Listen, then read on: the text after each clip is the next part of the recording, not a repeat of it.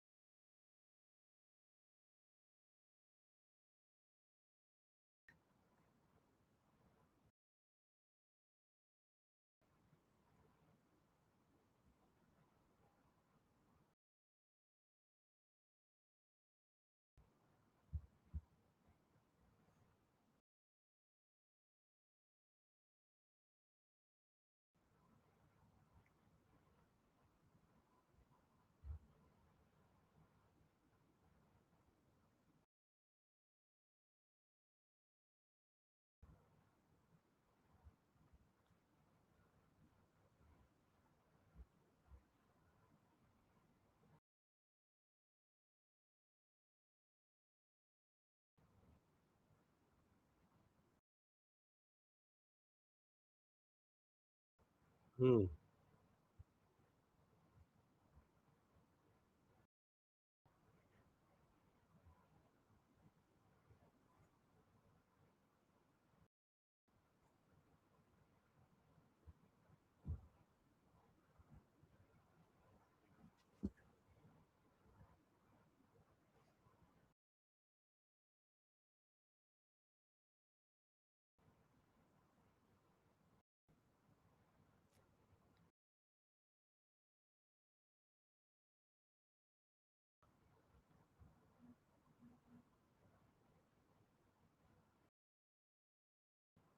Yeah, thanks, V, and that was very kind of you. I've been working in this space for 11 years. So Coin Center was founded in 2014. It's actually my first job out of law school, my first like big job out of law school. And at the time, there wasn't really a mature voice explaining and educating and representing these open source technologies in Washington D.C. And Coin Center's mission was to fill that void, was to be a voice for the technology, which at the time was, primarily Bitcoin. That's really all we got questions about when we would go into a congressional office or into an agency. This was before the Ethereum ICO and before the Ethereum launch. This was before ICO summer, NFT summer, DeFi summer, name your summer, So we've been around for a long time. We're mission driven. So, there are now a number of mature and some of them quite successful trade associations in Washington, D.C. that represent crypto interests, but Coin Center is not a trade association. We think of ourselves, and we are a civil liberties firm that's focused simply on guaranteeing that people who want to develop the free and open source software that makes these technologies, the open innovations that they are protected from undue prosecution or regulatory treatment. We're not nihilists, to quote Senator Warner, actually, in a recent hearing, who suggested that there are some people in the industry who are nihilists who don't want any regulation. Or that might have been Besson, actually. It was in an exchange between the two of them. It was a really interesting exchange. We do believe in common sense regulation of trusted persons in the space, of companies like Coinbase, and even of projects that claim to be decentralized and trust minimized, but actually are still performing basically the roles of a centralized financial institution. What we are against is attempts to license and permission software development or the operation of truly neutral infrastructure. And we sort of modeled ourselves after the Electronic Frontier Foundation, which, for those of you who don't know, is this amazing internet policy focused civil liberties organization that started in the 90s by greats like John Perry Barlow, that fought to say, look, aspects of the internet deserve regulation, but just connecting computers together and making a global network possible and writing the software to do it is not something that we should police into the ground, because otherwise we'll lose this beautiful new freedom that we have in a global communications network. Good. He should come up on every podcast.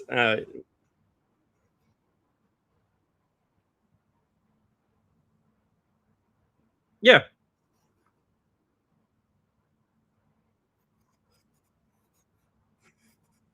Yeah.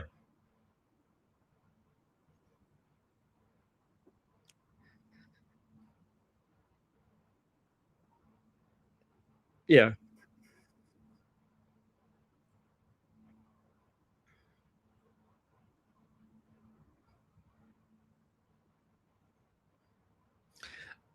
I think it's hard to separate. Coin Center, I think part of what's made Coin Center successful over the last 10 years is that we have this narrow mission. We're not here to represent, uh, quasi centralized online casino for, perps or something like that. We're here to represent like an actual open source tool for privacy. And we're also not here to opine on a whole bunch of other technologies. We're supposed to be cryptocurrency focused, blockchain focused. Maybe you could call it decentralized computing focused. So there are touch points there with AI. Like, frankly, I would be more comfortable if the way AI was built out over the next few years was as much as possible through decentralized systems, for both like who owns the compute resources and how do we reward training data and things like that. It'd be great if that was built on more decentralized protocols, because I think that's a decent use case for blockchains. But on the question of just like AI and liability for developers who are building these models, I think we would shy away from that. But it would also be hard to, because the exact same precedents that will be set in the world of crypto, like whether your smart contract for privacy is worthy of First Amendment protections when you publish it or deploy it to the blockchain, are going to be identical, as far as legal standards that are developed under the First Amendment, as whether you can write the same code and publish it widely or distribute it widely for AI, right? So there's a lot of overlap, but we take as our mission defense of the crypto stuff specifically.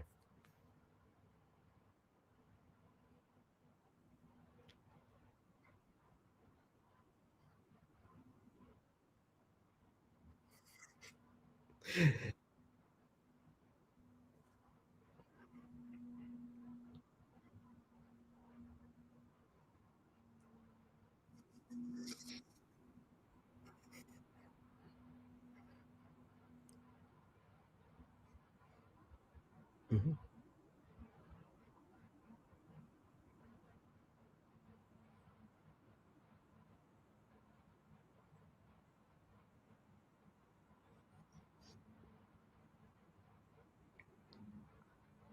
Yep.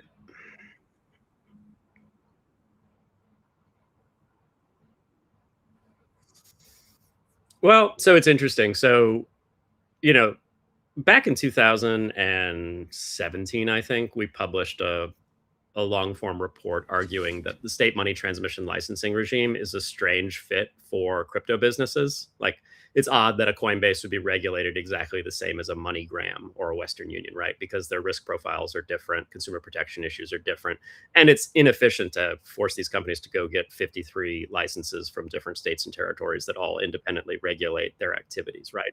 So the question back then was, why don't we have a federal framework? And that's mostly what market structure is about. It's about, can we establish and house at the SEC and the CFTC some unified national oversight for trusted companies that hold people's crypto, that are deserving of regulation because people trust them with their crypto and they trust them with, say, best execution in a trade or something like that. And mostly that's something that Coin Center supports, but doesn't get deeply involved in, because if you walk like a duck and you quack like a duck, if you're kind of like a bank or other financial services provider, we just think there should be equal treatment. We don't think the banks should get special treatment. We don't think the companies in the crypto space should get special treatment. Where we get really involved, though, is on this developer liability question. So if you're not a traditional trusted entity, someone who's taking custody of funds or someone who's making, enforceable promises of things like best execution, if instead you're just providing software that allows people to transact on their own, relying on your tools, but not relying on your discretion or judgment, can you be regulated as a money transmitter and forced to get a license before you publish that software? Can you be regulated as a broker dealer under the SEC? Our argument is that when you're truly just publishing software or providing truly neutral, non discretionary infrastructure that other people are using, you should not be forced to register or license. And there may even be actually pretty serious constitutional issues with forcing you to license or register before publishing your software, because that would be a prior restraint on your constitutionally protected speech rights. Additionally, those regulations, setting aside the constitutional concerns, are not usually fit for purpose. Broker-dealer registration is about information asymmetries, as is most of the SEC's statutory purpose. And in a world where your software is simply scraping publicly available information automatically and allowing a person to find, say, a trading partner somewhere online using that publicly available information, you are an information broker. You're not a stockbroker in the traditional sense. And so the information asymmetries that we would normally worry about in a broker registration context, like, are you going to find the best trading pair, or are you actually going to prefer someone that is, internal to your brokerage firm or your larger fund? Are you going to make public the information that you based your decision on how to route an order? Those questions start to fall away when we're talking about truly decentralized systems. Similarly with money transmission and anti-money laundering rules, when you are in a position of trust vis-a-vis your customers, your MoneyGram, Western Union, PayPal, Coinbase, it is a fair bargain, I think, to then obligate you to know those customers and report some of their information to the government for crime-fighting purposes. But when you are a stranger to those people, you are more like a person who wrote a really good book that a bunch of people are reading. The thought that we would force you to learn all the people who bought and read your book and report them to the government, it starts to look very Orwellian, and it's problematic, I think, fundamentally. So where we have truly decentralized activities, truly software-based activities, I think we need to avoid prior restraint and registration. Now, that's not to say that there's no regulations that apply. As the last thing I'll add to this, there are things like unfair and deceptive acts and practices. So if you publish software and it turned out it did things that you said it didn't do, either because you were negligent, and certainly if you were intentionally committing fraud or deceiving the users of your software, you should be prosecuted, right? And there is jurisdiction to do that under unfair and deceptive acts and practices at the FTC and at other agencies. But registration and licensing is a step beyond that. It actually starts to get into the realm of prior restraint.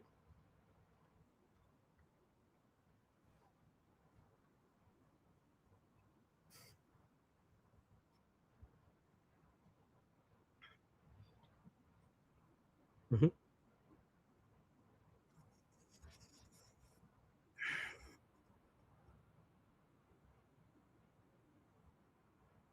Yeah. Yeah.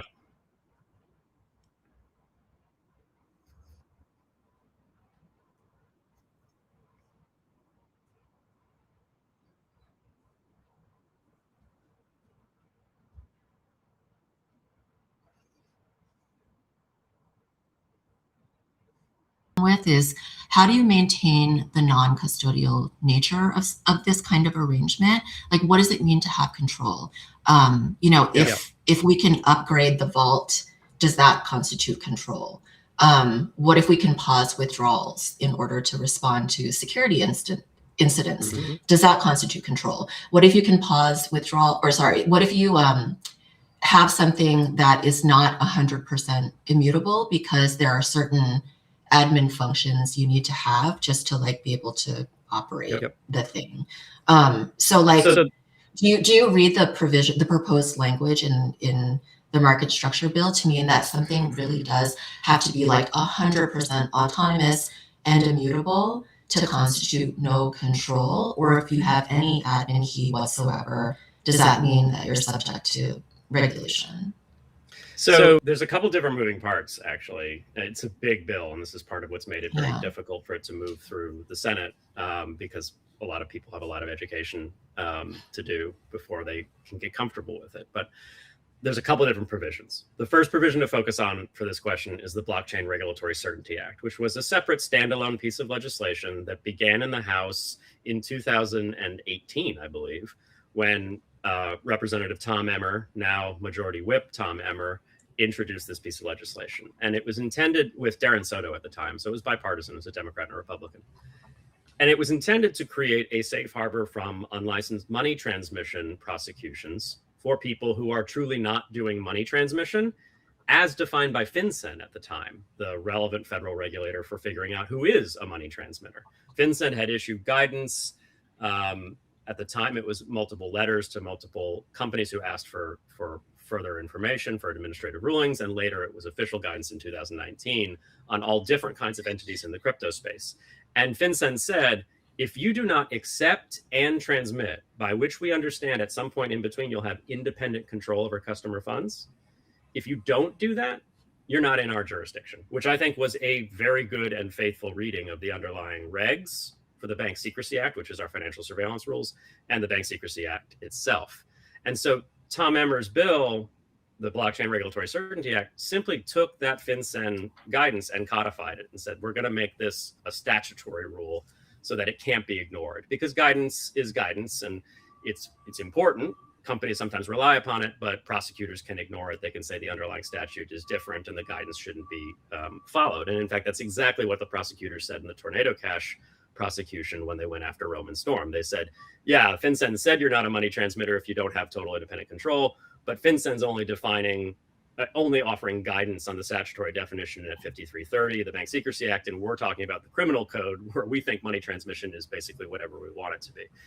To give a very uncharitable reading of their... That's an uncharitable reading, but we'll get... Yeah. But hold on. To back up my uncharitable reading, though, they said a frying pan transfers heat even though it doesn't control heat, which is, to me, verging on chicanery. So like, I understand that a prosecutor's going to... I'm not standing up for the DOJ in this prosecution or that brief, which I disagreed with a lot of it. I think that the bigger problem of that charging of Tornado Cash was the fact that they weren't specific enough with the facts, because Tornado Cash obviously changed over time. Agreed. And they should have charged it accordingly. But I know that isn't your point here. I want to make sure that I'm challenging you in the ways that like that industry also. But so what I think is like, let me close the loop quickly on the market structure discussion, because I know I go off on these tangents. So the BRCA ultimately got attached in the House to Clarity,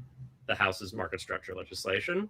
And that was important for Coin Center because we basically said, look, we want trusted companies to be regulated in a sensible way, but part of the bargain for our support and for like what we care about is that you offer some clarity to software developers that they're not going to get unjustly prosecuted. Yeah. And the House passed that with the BRCA attached. Then it came to the Senate, which is why we're discussing it now. And it got subtly changed in ways that I'm generally comfortable with. But now at this last moment where we're sort of dithering on the precipice of maybe getting a vote in Senate banking to get it out of committee, to get it voted on in the larger Senate, there are renewed doubts by some folks who we're going to need the support of to get the vote count to actually pass this thing as to whether we're unduly restricting the ability of prosecutors to go after bad actors by providing this insulation from liability for software developers. So hopefully that closes the loop on the question. Yeah, so no, that's really helpful background. I think like the frustration for like someone in my position, right, where I'm actually trying to advise like developers and builders around like, you know, if we have an admin key, like what actual functionality can we retain or give up, right, in order to constitute no control? And right now, like, and I get that it's the statute, and so it's not necessarily going to drill down on what like the different factors are. Like that will come with rulemaking, I assume. But that's what I think is frustrating, and it's hard, right? Because until we understand how control is actually defined, it's the language right now is not actually that helpful for us. Like we are still potentially at risk of being criminally prosecuted. I think the BRCA's definition of non-controlling blockchain service or service provider or software developer is much clearer than anything we've had in the past, except maybe that 2019 FinCEN guidance and or in line with that 2019 FinCEN guidance. And so this will hopefully codify what has become a clear standard had it not been for some prosecutions from the Southern District of New York, like the Tornado Cash prosecution that I think went off the rails or were prosecuted in the wrong way, to be fair to Jess's excellent point, which there probably were good ways to prosecute this, and this happened to not be one of them. And then the other thing I'd say to answer your question on sufficiently decentralized and admin keys and, you know, emergency security councils and things like this, I think the BRCA gives you a fair amount of clearance that if what your admin key allows you to do is rewrite the smart contract in certain discrete ways, you don't have day-to-day ongoing control of customer funds, and so you're not a money transmitter. But there's more. You might be a broker-dealer. You might be a digital commodities broker-dealer, which will be soon within the jurisdiction of the CFTC. And so there's a secondary question. The BRCA gets you out from money transmission liability if you don't have control. But are you regulated at the federal level by these other competent authorities that will require registration and licensing? And so in the Senate banking amendment in the ANS draft, all this jargon, there's section 301, which is an interesting thing to look at if you're a lawyer working in this space, which is about non-decentralized protocols.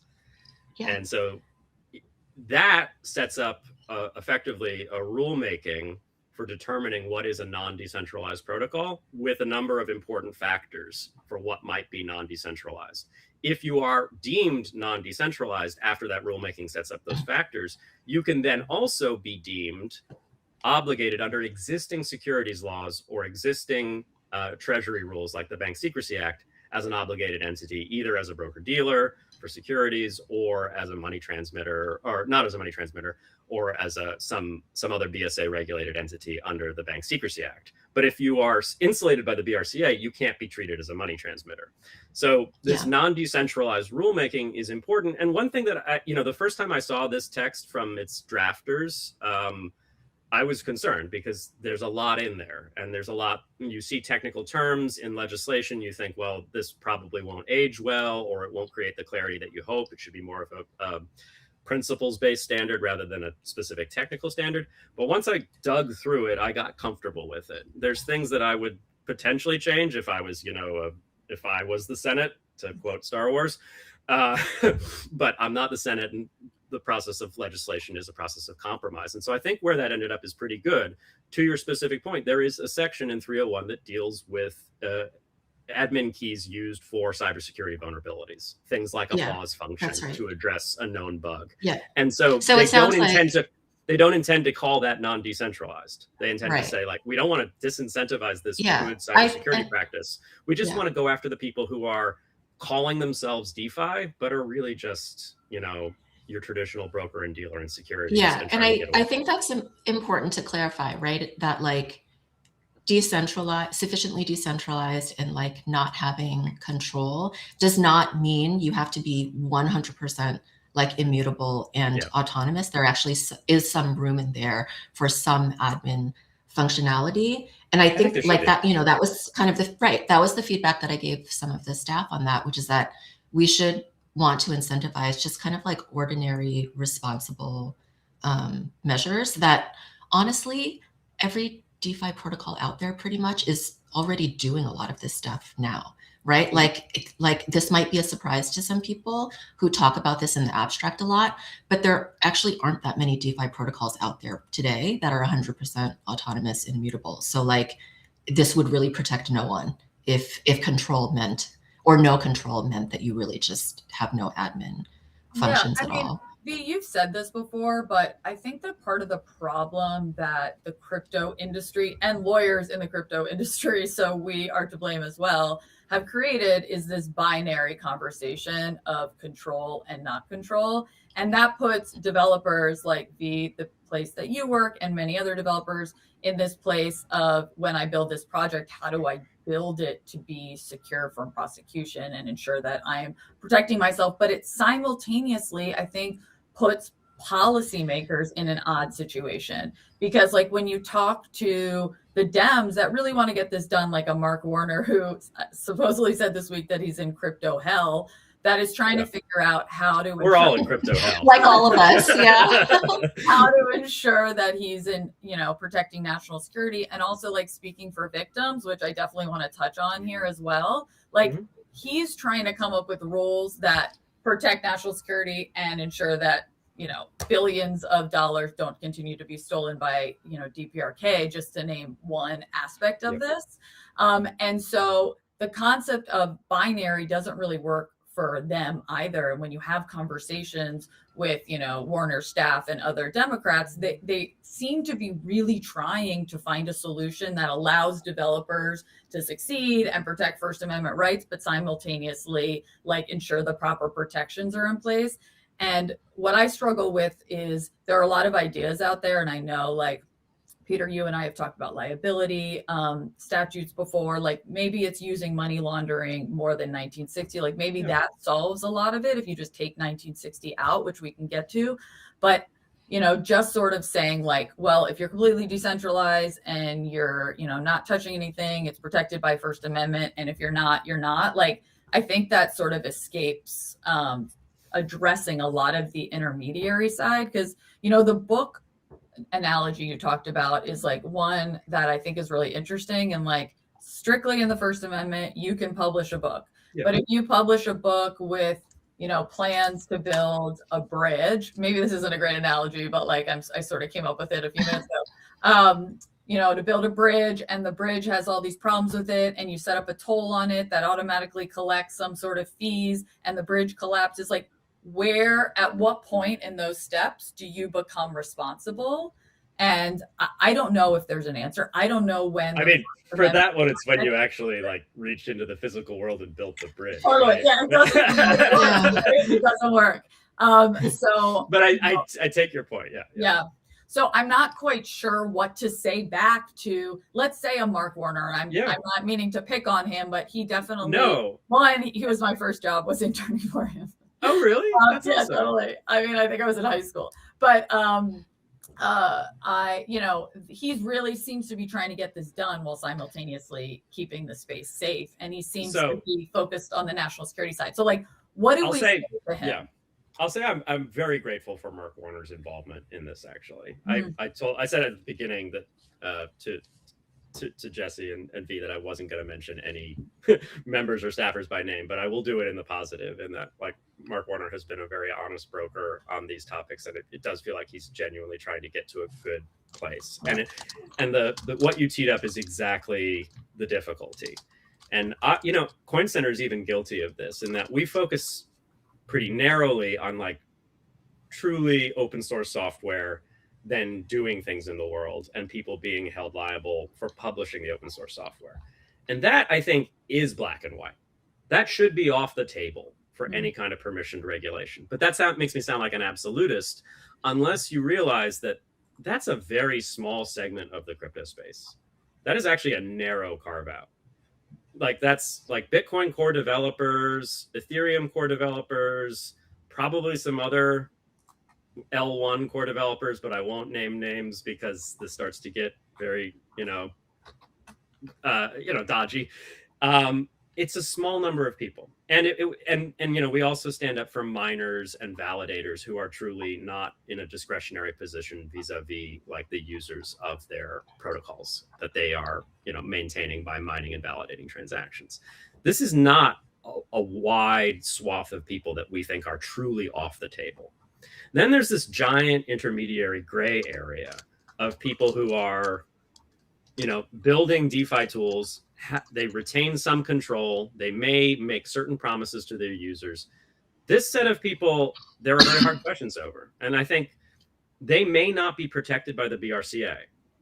And I want to make that clear to, if there's any staffers for any of the offices that are noodling on this text, I don't think all of those people are protected by the BRCA. The BRCA is meant to be a very narrow piece of clarity for just people who are truly engaged in activities that don't engender trust from their users, that don't trigger the normal regulatory obligations that we would expect, because it's more like software development in a pure sense, or infrastructure in a pure sense.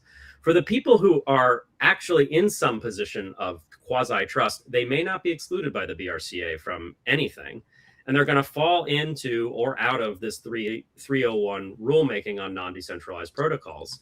If as Treasury and the SEC develop this 301 rulemaking, they develop it in a way that catches some of those people will be treated as obligated entities for things like the Bank Secrecy Act. And then in general, there's also all of the truly centralized businesses out there who don't pretend to be decentralized, but previously have been regulated in a somewhat ad hoc manner by squeezing them into existing regulatory structures like money transmission. This bill will create new categories of federally regulated financial institution that will have BSA AML obligations. So this bill is not a deregulatory bill. It's actually a strongly regulatory bill that will create a lot of new data and data collection for law enforcement by the creation of these new BSA obligations for these new types of entities like digital commodity brokers and dealers. The part that we're now discussing that carves some people out from a licensing requirement and a surveillance requirement is really limited to carving out just those people who never should have been obligated to collect information on the users before, because it would be like asking an author to collect information on the people who read their books. Yeah, I mean, I think that's a great point. We obviously haven't solved anything yet, but we do need to take an ad break. So I'm going to jump in and let us do that. Maybe when we're back, we'll have all the answers. Want a chance to win $25,000 and you Sorry. Hey, good job being KK. Patrick to earn yields, borrow against crypto, and access lending markets is running a $25,000 USDC sweepstakes tied to their democratized Prime product. Here's how it works. Download the Figure Markets app using our link, figuremarkets.co/unchained-DP, deposit into a democratized Prime lending pool, and leave your funds there for 25 consecutive days. Every dollar equals one entry, so $1,000 equals 1,000 chances. While your funds stay in the pool, you're also earning around 9% APY, paid out hourly. To learn more and enter, go to figuremarkets.co/unchained-DP, which is also available in the show notes. If you're looking for help with crypto taxes, Crypto Tax Girl is offering $100 off for Unchained listeners. They provide personalized crypto tax reports and returns, and spots before April 15th are limited. Go to cryptotaxgirl.com/unchained to save $100. Once again, the link is cryptotaxgirl.com/unchained. Which have meaning. Sorry. Really? We were talking about the bill during break. Okay, we're back. Turning it over to V to talk a little bit about how money laundering fits into all of this.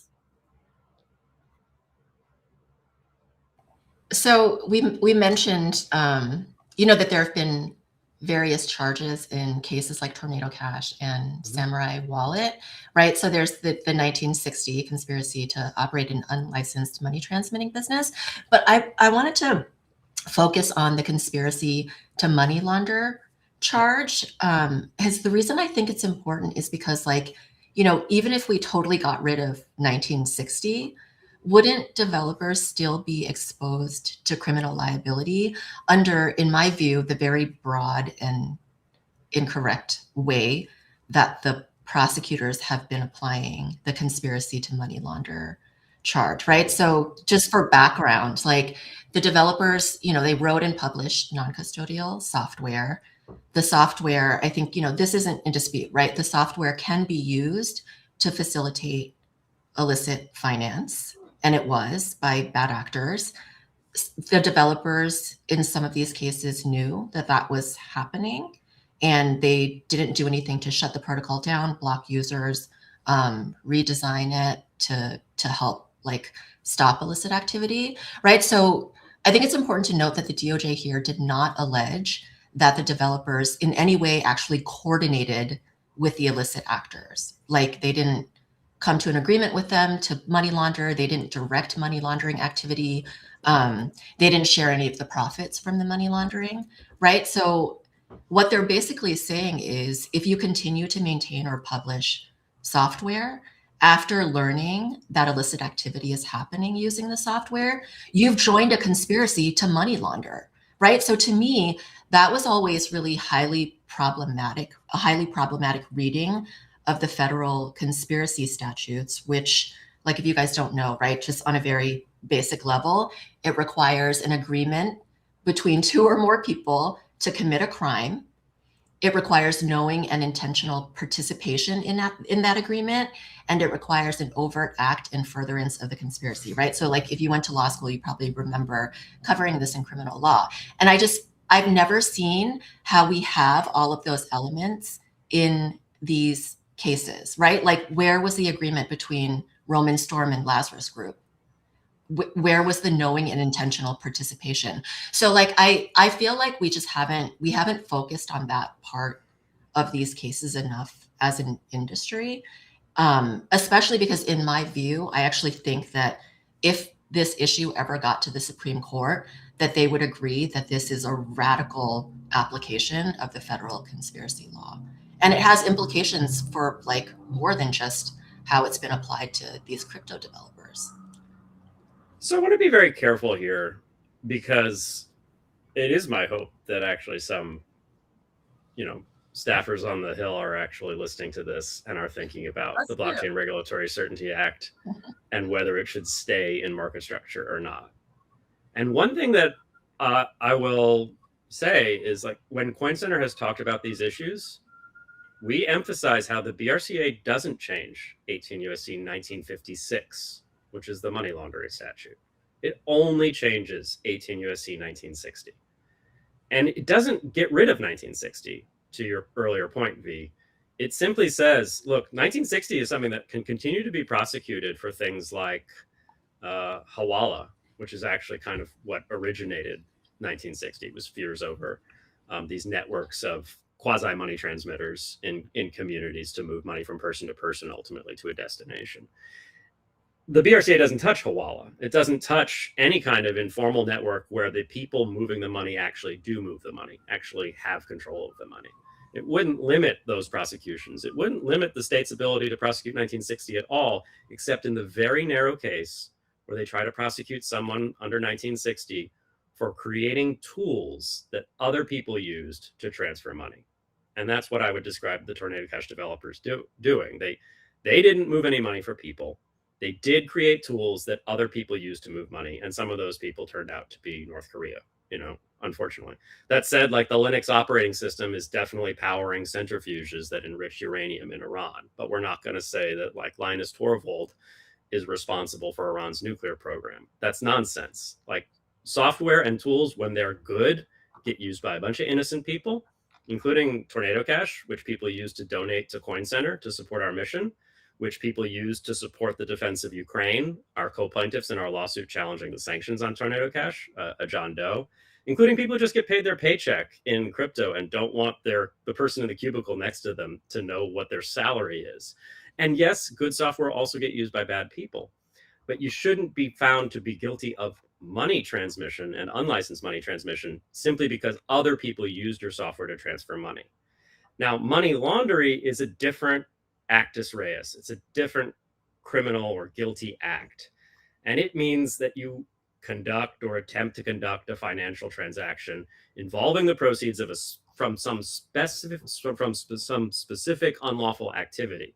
You transport, you transmit that, you know what it is. And they have to actually, like, identify that when you started handling it in some way, maybe you didn't have full control over it, by the way, but when you started handling it and facilitating it, you knew exactly what you were doing. You knew who you were helping and how you were helping them, right? And so there are hard questions there vis-a-vis software developers who do more than just one-time deploy code to the blockchain. Maybe they maintain servers that are front ends. Maybe they maintain some sort of advertising or technical support feature. Maybe somebody emailed them and said, hey, I'd like to use your software to launder these proceeds of crime. Will you help me? And they foolishly said yes. At some point, that factual pattern should probably lead to a prosecution for money laundering, not for unlicensed money transmission, because what you were doing was not money transmission in the traditional sense, but based on the facts, it may be money laundering. And so my point in going through this is we didn't get a verdict on the money laundering charges in the Roman Storm case, in the Tornado Cash case. We just got a hung jury. That could be re-prosecuted. It probably should be re-prosecuted. And I don't know enough about all the facts to make a strongly educated guess on whether it could be successfully prosecuted or not, because it's highly fact dependent. as I said, if there are certain emails from North Korea to the developers, that could be the nail in the coffin. I don't know if those emails exist. The government should have to prove that knowledge on the part of developers, though. They shouldn't. Those emails did not exist. Well, there was no communication saying, between Roman Storm and LayerZero's group. That's fine. I'm speaking in the abstract, though, that what the law should demand is prove it. Right? Absolutely. And so if they have the ability still to re-prosecute, they should go and find better evidence. And if that evidence doesn't exist, then they're going to fail again. And I'll be happy that they failed. Yeah, totally. I mean, knowledge and intent. 18 U.S.C. 1960, the unlicensed money transmission prosecution, they don't have to prove intent. They don't have to prove knowledge. Right. They don't have to prove crap. They basically say, if you were doing money transmission, which we define as basically everything, and you didn't have a license or registration, you're guilty. It's basically a strict liability federal felony. And that's a problem. That's the kind of liability that will stop even the most innocent, good-hearted, good-natured developer from publishing code, because they're afraid they're going to get prosecuted for something that's effectively a strict liability felony. So actually, the last plug I'll put in is we have a lawsuit that we're helping support. We're paying the legal bills for. His name is Michael Llewellyn. He's a developer. He lives in Fort Worth, Texas, and he wants to write privacy software. And he's afraid to publish the results of his research and development because he thinks if he publishes it and deploys it to the blockchain like Roman Storm did, he'll get prosecuted for unlicensed money transmission. We're not arguing in that case that he should be free from 18 U.S.C. 1956 money laundering prosecution. We're just asking for clarity on this narrow issue. And that's also the only thing the BRCA touches. It doesn't touch money laundering. And frankly, I don't think it should. I think it'd be a very difficult political lift to reform the money laundering statutes. And all I want from Coin Center's perspective is to get some clarity on this other statute, 18 U.S.C. 1960, that is so badly abused by prosecutors. Yeah, but so Jessi, I actually have a question for you on this point. So I wasn't saying that like the money laundering statute needs to be reformed. I was saying that the way that just the conspiracy charge, like whether you can be charged for conspiracy for not actively helping someone, but just knowing that your tool is being used for something and doing nothing to stop it. Because that's a very novel application of the law of federal conspiracy. But to the 1960 point, Jessi, I actually had a question for you, which is like in practice, do prosecutors ever bring standalone 1960 charges, or is it almost always attached to something like a conspiracy to money launder charge? It's incredibly rare, and conspiracy to money launder or just straight up money laundering, I never charged it solely, and I wouldn't have. And in fact, part of that reason was because there wasn't a lot of background on it or understanding of what it was supposed to be used for other than jurisdictional hooks. And so that's why keeping more clarity on 1960 is something that I'm a fan of and that I have expressed being a fan of, because prosecutors want more clarity here. But something I could just like speak to is that this conversation is very important. And I think that software developers are rightfully protected by Coin Center. But a group that is always dismissed and not given a voice in these conversations is actual victims of crimes. And that is something that really bothers me, that when we talk about clarity, there's no coalition of victims of crime. And people say the word illicit finance. They say they don't want illicit finance in crypto, but it always is followed by a but. And there are so many bad things happening on chain. Yes, there are bad things happening in the entire financial system, but that is a cop-out in my mind for that to be the response that we give. So I think it's important to get a little bit more tangible here, especially because we could talk about this forever. And I think it's actually really important. And we've been talking about it for years. So obviously it's a really hard problem.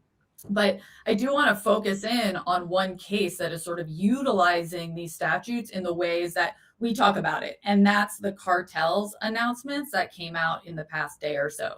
So just staying on the 1960 and 1956 money laundering, how they sort of go together. This week, the DOJ announced that it's doubling down on prosecuting cartel use of crypto. And they backed it up by bringing charges against 4 money brokers, which are essentially hawalas, the phrase that Peter was talking about, for the Jalisco cartel. And they charged them. And they charged them for laundering drug proceeds with crypto.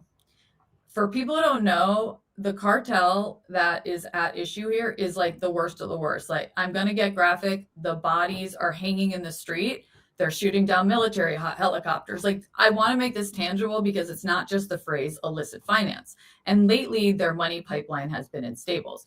To me, this is the good news, is that we're going after the people who are actually using crypto for bad. And I think most people in crypto can agree this is where 1960 and money laundering should potentially be used. Yeah. But my issue is that despite this DOJ announcement and like, let's go after them, this important goal may not be achievable anymore because we're pretty much gutting the expertise for these types of prosecutions in the government. You know, I think the Blanche memo did a lot of great things. So I'm not speaking of the memo as something that, you know, did not talk about how prosecution should not be used as enforcement. It had really good principles, but it also disbanded the NSET, which is essentially the only specialized crypto prosecution unit. Yeah. You might not have agreed with every prosecution they brought, but they brought really amazing cases too that we don't have time to talk about here, but you can look them up, and the kind of stuff that I just mentioned.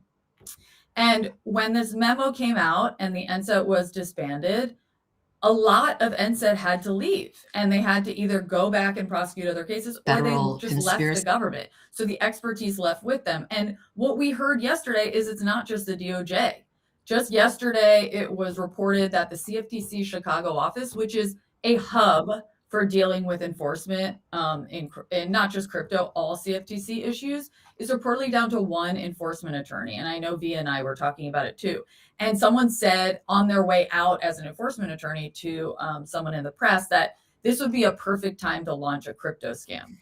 So it just sort of feels like regardless where you stand, we can't have it both ways. We're focusing so much on making sure that like 1960 is properly written and properly like legislated around, which is very important. And like, Peter, you focusing on that is very important. But in the conversations with Clarity or with any of this market structure and the illicit finance worries of a lot of Dems and Republicans, I don't think this narrative is getting out there. And the cartels, for example, aren't waiting for us to figure it out, because I heard that 97% of fentanyl precursor manufacturers that you need to make fentanyl now accept crypto. What does that tell us right now?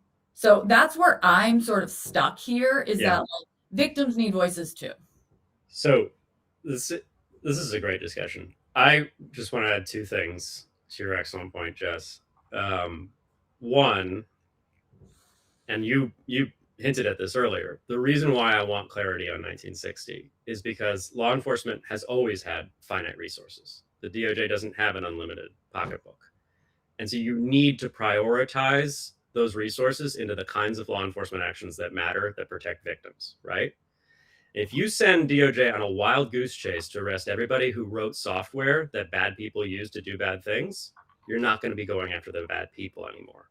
You're going to go on a wild goose chase to collect people who are writing software. And that is a misallocation of resources, and it betrays victims of crimes. And so the thing that the Blanche memo did that was excellent was it said, we're going to stop going after people who are developing tools that supplant intermediaries, assuming that they're not acting as intermediaries themselves, assuming that they're really just writing tools. And we're going to refocus on the cartels, on the narco traffickers, on terrorists, which is where the resources should be focused. The second thing I'll say is that we do need more resources for law enforcement. And so it's good to refocus your priorities on the bad people, but if you're simultaneously cutting those resources, like you said, Jess, or disbanding, institutional knowledge by closing long-held like working groups within the DOJ or other agencies, you're going to end up with a problem wherein you can't even go after what should be low-hanging fruit, which should generally be non-controversial prosecutions. And so one thing I will say about Clarity, the bill in the Senate right now that passed the House, is the BRCA rightly forecloses the wild goose chase of going after software developers. So hopefully DOJ's scarce resources will be spent correctly on policing actual bad behavior that's hurting victims in a way that will actually discourage that bad behavior rather than just whack-a-mole with software developers. And second, it actually does increase, it doesn't appropriate funds because this is not a funding bill, but it does direct Congress to fund FinCEN. And I believe other agencies to accomplish the much larger regulatory role that we expect them to play vis-a-vis actual trusted entities, vis-a-vis actual criminals who are truly brokering money laundering. Like the Jalisco money laundering brokers are not, they're not, you know, shadowy super coders who are finding a way to move people's money without ever touching it. They take it. They take bulk cash shipments. They have control of the money, and they then decide to route it through a little through crypto, a little through payment stored value cards, a little through these other channels. Right? That person has no reason to expect that the Blockchain Regulatory Certainty Act is going to insulate them from liability. It definitely won't. They should still be prosecuted, and they need the resources. The DOJ needs the resources to prosecute those people. So it's an incredibly important point, and it is under discussed. But when we go into offices in the Senate over the last few months, we do bring up the importance of funding FinCEN better, of making sure that we have the resources to do these hard prosecutions, to do these hard, you know, rulemakings that will have to happen, because every time Congress assigns an agency a new rulemaking or a new report on something, it's basically a book report for somebody who probably should be going out there and actually like arresting the bad guys. And so you really need more people there. Totally. I think we can all end on that agreement. We're not going to have good news. Peter, we have to have you back because there's so much more to talk about. We didn't even cover most of it. I want to quick ask the both of you what your favorite part of the Super Bowl was, and whether it was the Coinbase commercial that made every millennial who doesn't work in crypto not happy. So Peter, you go first. Quick roundabout. I'm a millennial who works in crypto, and I enjoyed the Coinbase commercial. Not because I enjoyed the commercial. I'm a parent of young children, so I have no social life anymore. We don't watch the Super Bowl with friends. So, but watching other people in the viral videos afterwards, being in rooms of a bunch of people singing along, and then just being fucking angry that this was Coinbase was amazing. And I think Coinbase knew what it was doing when it teed up that ad, because it gets you thinking about crypto. And we should just be honest, that crypto has a terrible reputation right now because it's mostly just like a giant online casino, which is unfortunate. Yeah, it was a very meta takeaway. Yeah, it's still important, and it should actually we should talk about how people don't like it and find a way to like build it better so that it's something worthy of being liked again. Because at the fundamental level, it needs to replace the existing financial system, or we're always going to be slaves to banks. I don't even I love crypto, obviously, and I hated the ad because I felt like I was rugged. Right? Like, but the average American feels like they were rugged. They were told that this is going to be a force for financial freedom, and all it is just online sports betting without a regulator. That's fucking stupid, and everyone in crypto should be ashamed of that. I am every day when I continue to do my job, but I continue to do my job because I believe very fervently that ultimately the only defense against totalitarianism and all the oppression that we could see from global financial surveillance is crypto. But that's not what most people know about crypto. And so we should admit that most people, what they know about crypto is that it's a bunch of like douchey sports betting, and that it needs to change. Well, with that, I'm going to say my favorite part was the Puppy Bowl. Everyone needs to go watch those clips because that's actually what I watched. And much less contentious. Glorious and gives you joy. Yeah. Thank you guys so much for listening. Peter, thank you for being on and, you know, dealing with all of our questions and really engaging with us. We really appreciate you, and we can't wait to do this again next week. So tune back in. Thanks, V. Thanks, Peter. Bye. Thanks, Bye, everyone. Thanks, Peter.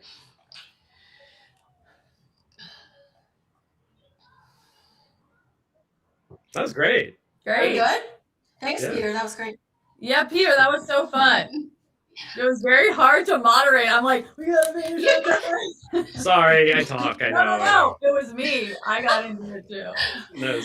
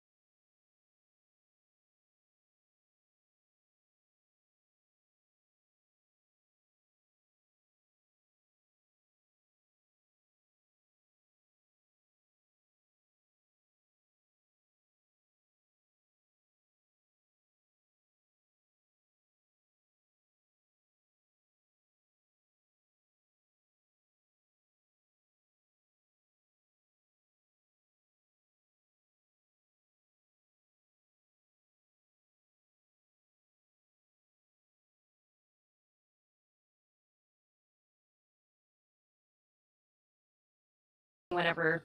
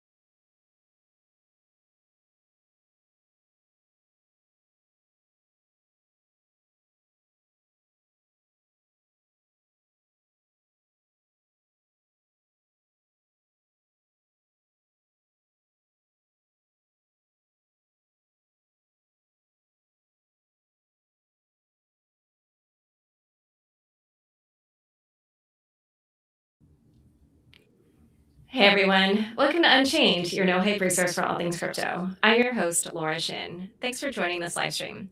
Before we get started, a quick reminder, nothing you hear on Unchained is investment advice. This show is for informational and entertainment purposes only, and my guests and I may hold assets discussed on the show. For more disclosures, visit unchainedcrypto.com.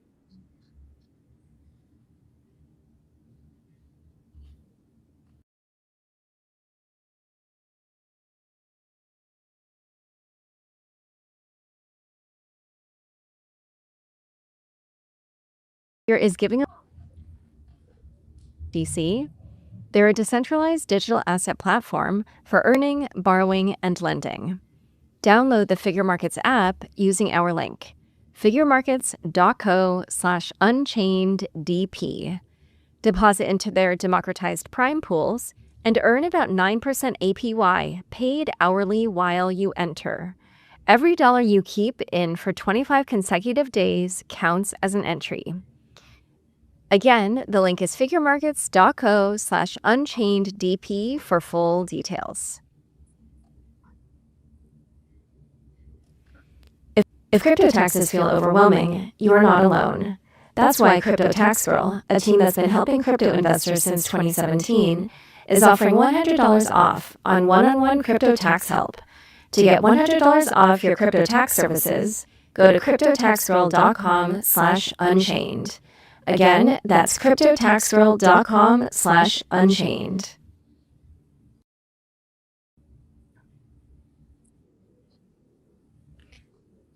Today's topic is MegaETH. Here to discuss is Namik Muduroglu, CEO and founding team at MegaETH, and Amir Almaimani, head of ecosystem at MegaETH.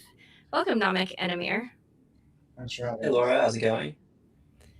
Great, excited to chat with you. First of all, congrats on launching mainnet on Monday. How do you guys feel about it? And why don't we start with you, Namik?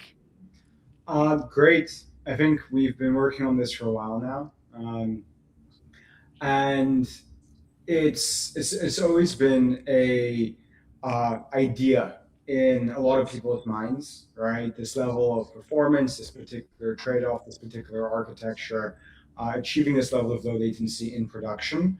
And it was an idea in my mind until just a couple months ago when we went onto the Frontier mainnet and when we did the stress test, and now as we go into public mainnet, it's quite exciting, I think, to be able to bring this level of performance to the Ethereum ecosystem and have it live in production. So it's exciting.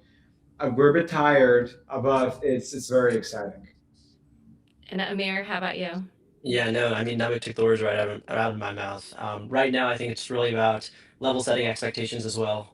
It's very much a marathon, not a sprint, and this is very much the start of the race too. So we're just getting the foundational plumbing set up in place, making sure that all of the teams are prepared for full deployments, and then excited for what people will start to get to play with over the next couple of weeks.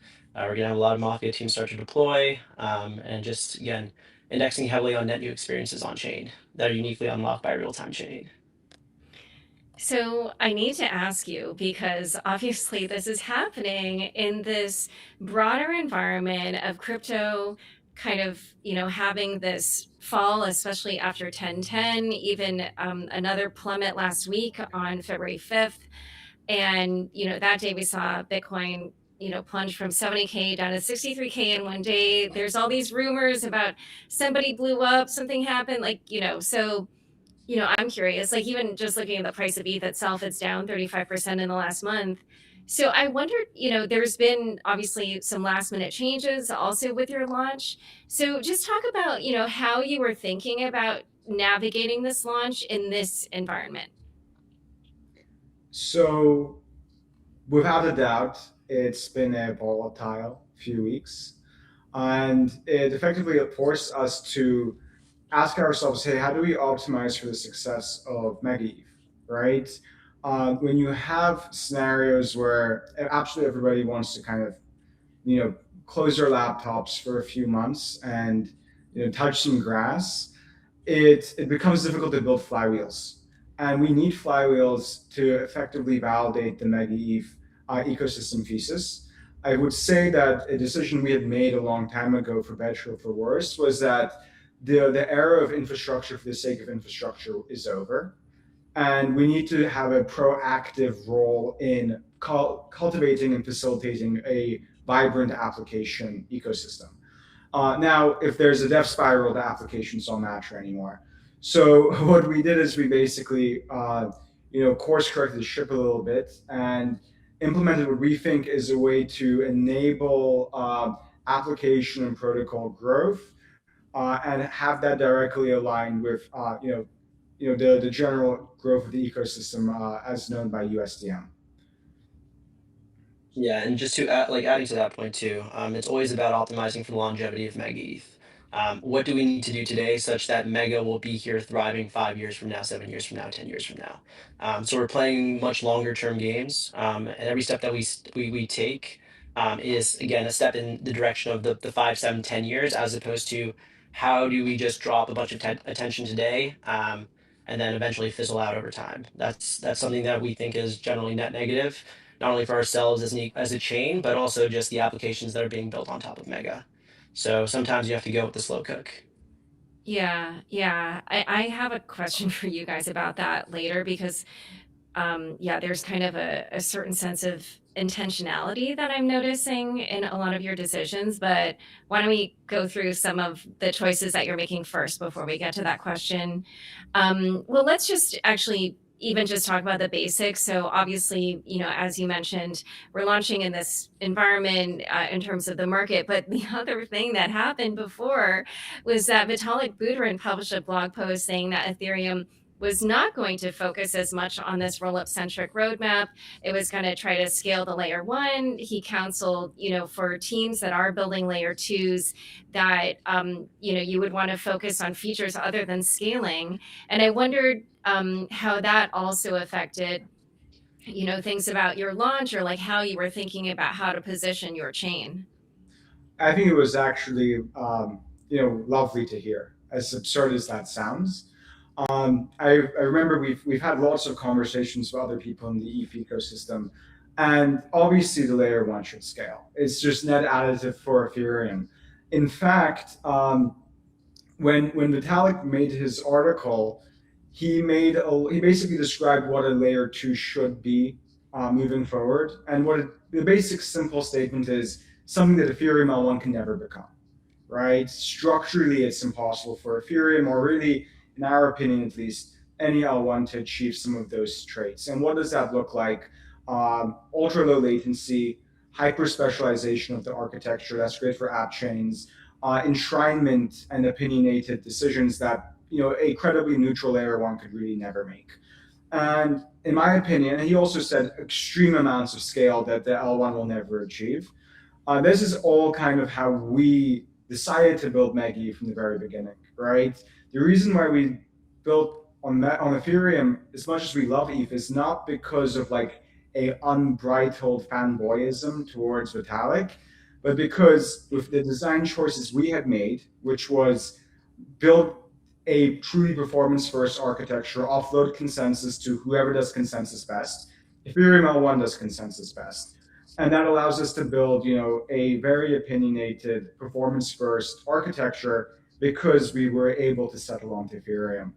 And in my opinion, in many ways, Vitalik's article kind of validates at least our decisions on how we went ahead of our architecture. Now, he still has he says a lot that we need to strive to become. We're not a stage 1 rollup today, even when you take DA out of the equation. But I actually think that it was a beautiful moment because in some ways it's like, hey, let's cut the crap. And if you're a layer 2, you need to build something that justifies you making these design choices that are basically not necessarily the same as what Ethereum stands for. Amir, do you want to add anything? I mean, Namik just hit the nail on the head there. At the end of the day, it just very much validated the entire thesis of MegaETH. And also just our general approach to building out the chain and the application level as well. We've been priding ourselves on only possible on MegaETH.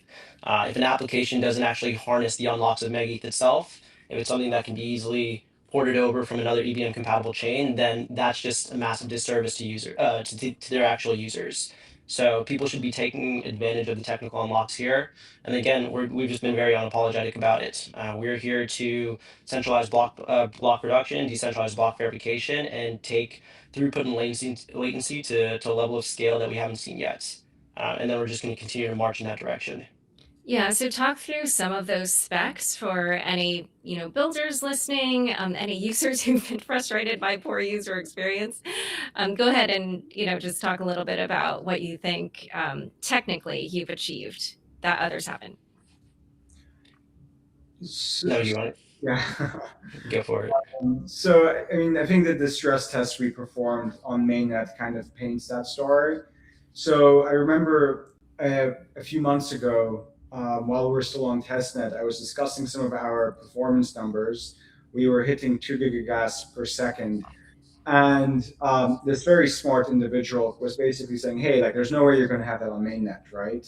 Because we've lived in an era where everyone was able to stay super high testnet numbers, and that never really materialized, right? But effectively what MegaETH has done is MegaETH has chosen to fully centralize block production, with the decision being that the security guarantees of settling onto Ethereum are sufficient for users.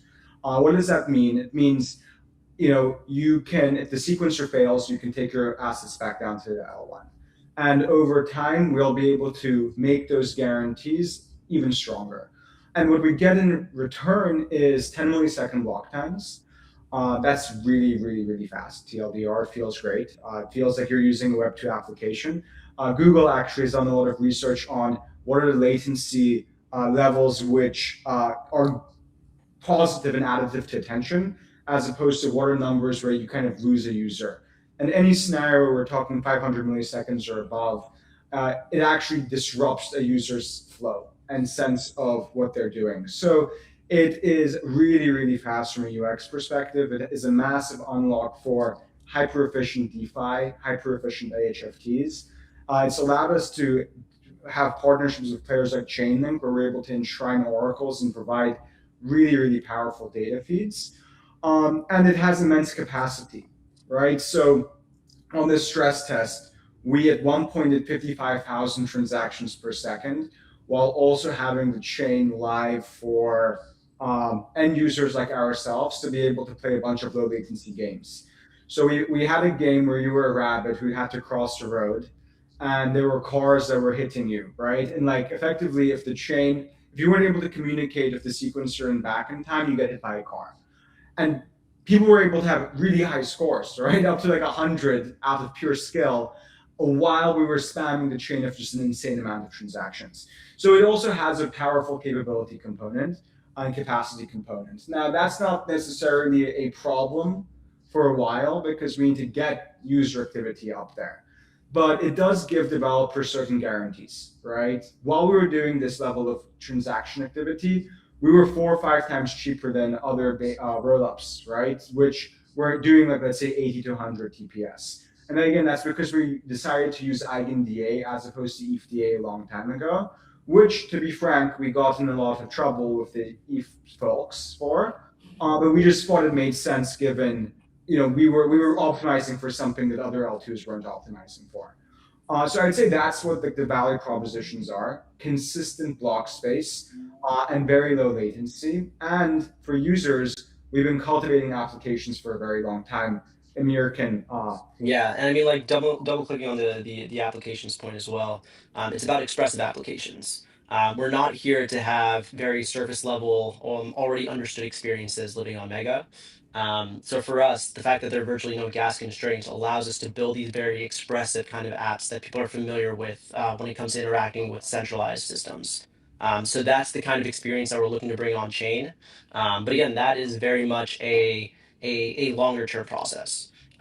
It's just a matter of creating the sandbox for people to actually start playing in to get to that level of expressiveness. Yeah, and talk a little bit more about that expressiveness. Like, so Namik gave the one example of the game, but what are some other types of apps that are possible that wouldn't be possible in a different L2? Yeah, definitely. So, I mean, when it comes to, say, uh, having a fully on-chain Roblox or anything that requires real-time responses when it comes to social interactions, having a fully on-chain social media platform for the first time. Those are the type of experiences that people are familiar with when it comes to interacting with a typical AWS app. Okay, I'm using Instagram. I can interact with my friends, get instant responses, get actual streams of information without even having to wait more than 10 milliseconds. Now imagine that same exact experience, but living on truly decentralized rails. Those are the type of experiences that we really want to eventually march towards on Mega. So yeah, it's just a matter of allowing for those unlocks to begin with, and then us eventually kind of just trying to tackle it head on. I tried to convince the team to do Omegle on chain with voice chats because you could actually do it on Mega. I got vetoed because we were worried that like it'd be a Pandora's box of sorts. But it's funny because Chris Dixon was saying, there's this whole drama, right? Almaimani was like, Web3's dead.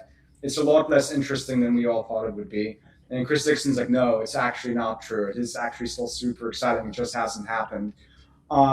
Mega's classic use case, which I think 99% of listeners here will be interested in, is without a doubt DeFi, right? Like it's beautiful for DeFi, hyper efficient, right? Like unbelievably low latency, and there's like very clear pros for that. And our architecture of proximity markets and sequencer rotation effectively enables minimal end-to-end latency for users. It's similar to how FX markets used to work back in the day. So that's probably what most people want to hear about. But I think we're also, for better or for worse, still somewhat optimistic about the larger Web3 thesis. And our opinion is the reason why it didn't happen is actually because the block space was not truly abundant, right? Like all of these L2s would still, the second you're having like 50 transactions per second, 100 transactions per second, you would end up in a lot of trouble.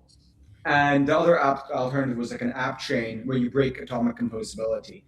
So we have a bunch of games. We have a couple people trying to build very ambitious experiences. But I think what ties all of these apps together is that they're built for consumers first and foremost. So we have teams going after payments. We have teams going after gamified options trading.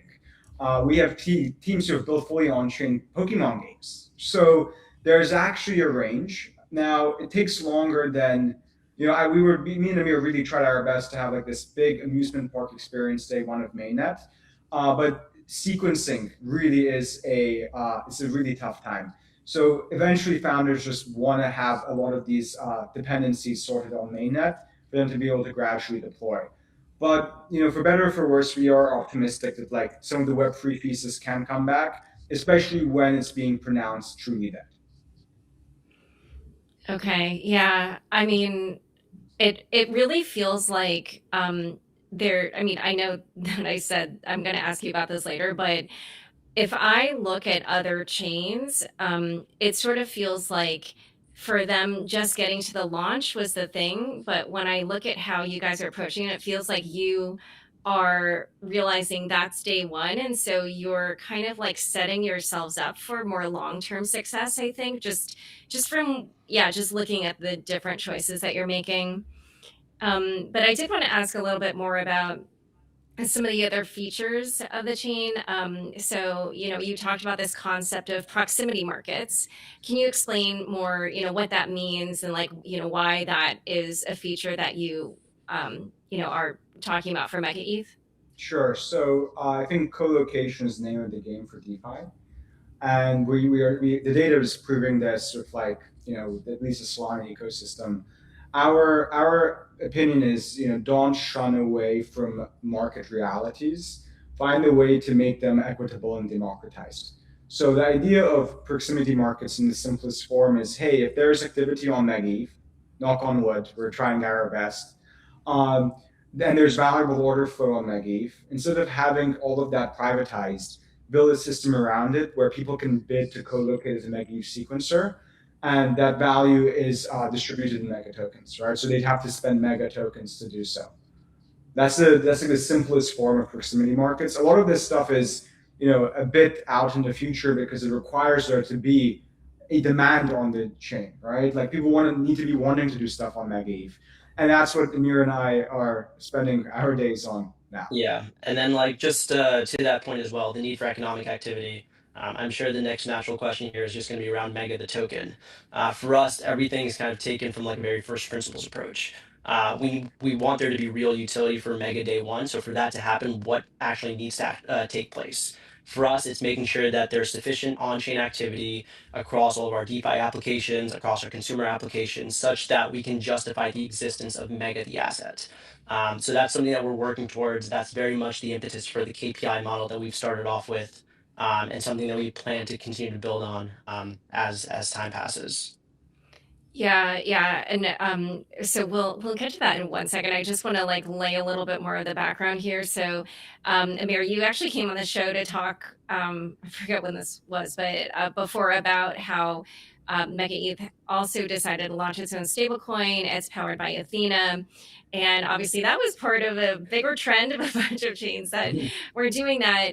But I've seen you guys talk about this as being a big focus, for liquidity, revenue generation on MegaETH. So, explain like why and how you're giving the stablecoin a prominent place. Definitely, yeah, no. So at the end of the day, like the idea behind USDM itself was to rethink what economic models can actually look like for chains, for infrastructure projects. As we understand infrastructure today, heavily commoditized, you can have some sort of moat to start, but performance itself can't be a long-term moat. For us, and at the end of the day, if there's no moat and something can be commoditized, then the revenue model more or less just trends to zero. For us, it's how can we actually have something that's sustainable, that is synergistic with our application level. That's not something that's cannibalizing our apps, and something that also is passing some value back to users in the terms of user experience. Because if you look at typical chains today, a lot of the value that gets passed to the infrastructure is coming at the expense of the user experience in the form of priority fees, network congestion, etc. For us, when it comes to Mega itself, it's always thinking, okay, first in, first out, keeping gas fees as close to 0.0001 cent as possible. And again, allowing for these novel experiences to actually reach escape velocity. That's usually the issue we end up seeing when it comes to chains that have what feel like successful applications. At the end of the day, if you have everything living on the same state layer, they will eventually start to step on each other's toes. And again, one success ultimately comes at the expense of others. And then at the end of the day, all of that value still finds its way to the infrastructure. But for us, it's okay, how can we find a way to retain value here while also making sure that these applications are positioned to succeed? And that came in the form of USDM itself. So USDM is going to be something that, again, its adoption is very much predicated on us realizing our vision of 10x applications on Mega. When I say 10x applications, I'm saying experiences that are truly 10x relative to what people are accustomed to today. If Namik and I are able to kind of realize that vision and give the audience, give the users experiences that have them coming back, And obviously, those applications themselves are using USDM. People will be fine taking on that additional friction to interact with the app and use our stablecoin. So it's kind of taking sort of a reverse approach to sort of bootstrapping stables. Usually, people would start off with here's a stable, now let's find as many sinks as possible. Whereas for us, Mafia was always creating as many sinks as possible. And then at the back half, we're introducing a stablecoin that ties into these sinks. So again, it's to my knowledge, it's the first of its kind. It's still very much experimental. We'll see how things unfold, but that was very much sort of the thinking behind USDM itself and general GTM. Okay.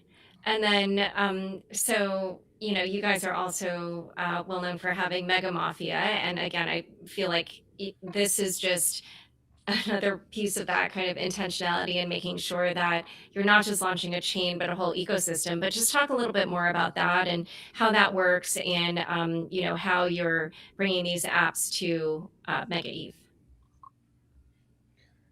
Yeah, so for a long time, I think like we're very cognizant of the fact that like we've made design trade-offs, right? Like, MegaETH can, I think the big meme on Twitter over the past couple of weeks is like, oh yeah, all these L2s are going to become L1s now. They were only L2s because of like regulatory cover.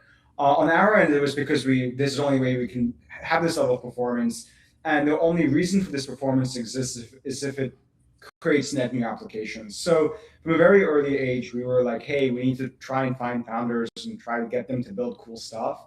And it actually eventually evolved from being like, okay, we have a real-time blockchain of really good capacity, build something that justifies MegaETH's existence, to if you had no limitations on what you can build, what would you want to build using crypto rails, right? And that became the central prompt, and that's how we ended up basically building Mega Mafia over the past few years.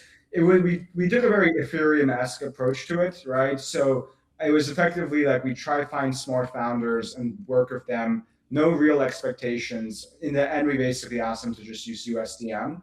And the thesis is just very much being like, if we try and do some sort of like capture policies, it ends up not creating a genuine group. So we that was the basic thinking from Mafia, which is like we need to put the apps into our own hands and work with these founders, because if we're not going to do it, we can't expect it to just show up day one of mainnet. I mean, we did it for a couple of years, and it was still hard to get lots of apps to show up day one of mainnet. Imagine if we didn't do it at all. And I mean, the entire approach also is just like very antithetical to how people think about the build out of crypto ecosystems, right? Usually there is this unwritten rule of credible neutrality as far as teams themselves staying somewhat removed from the actual build out of the application layer. I think myself, Namik, Shu, we all basically have been looking back at history and coming to the realization that that's very much a losing strategy.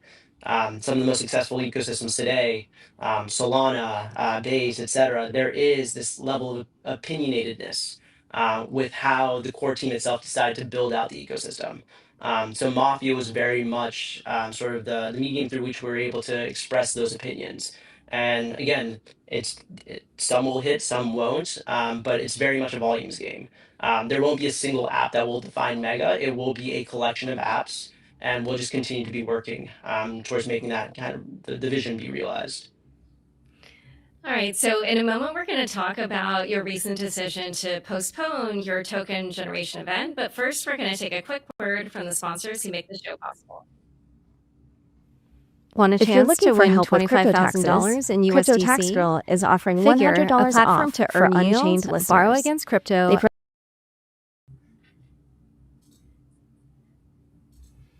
If crypto taxes feel overwhelming, you are not alone. That's why if you're looking for help with crypto taxes, Crypto Tax Girl is offering $100 off for Unchained listeners. They provide personalized crypto tax reports and returns, and spots before April 15th are limited. Go to cryptotaxgirl.com/unchained to save $100.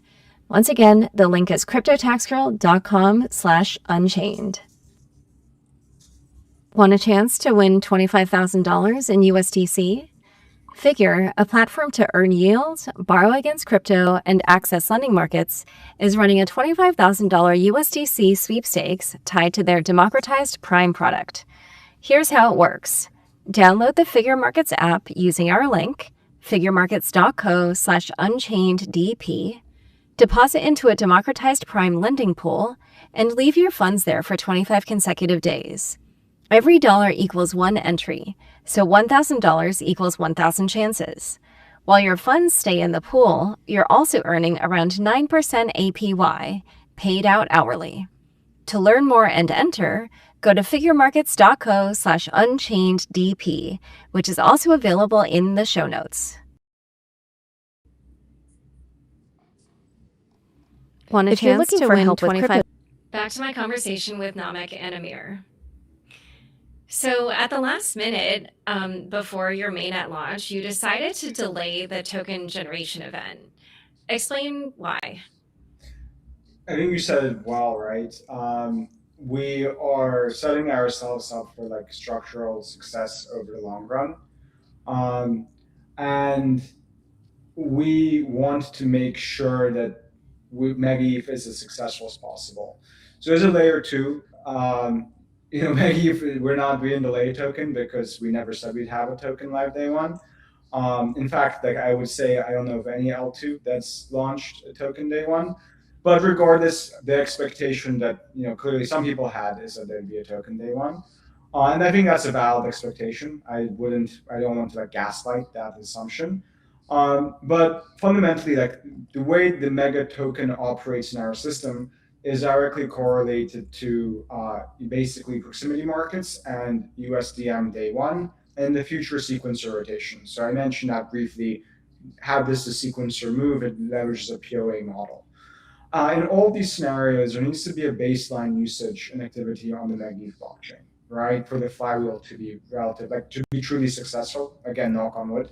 And we thought that these three KPIs adequately gauged when Mega was ready for TGE. Those three KPIs being one, three applications that have 50K daily rev for 30 days. So that's probably the hardest of all the KPIs to achieve. We obviously looked at like other case studies. We think it's reasonable, but it means that there's apps that people are using. The second KPI is $500 million in USDM on the chain. That creates a flywheel for the USDM app relationship.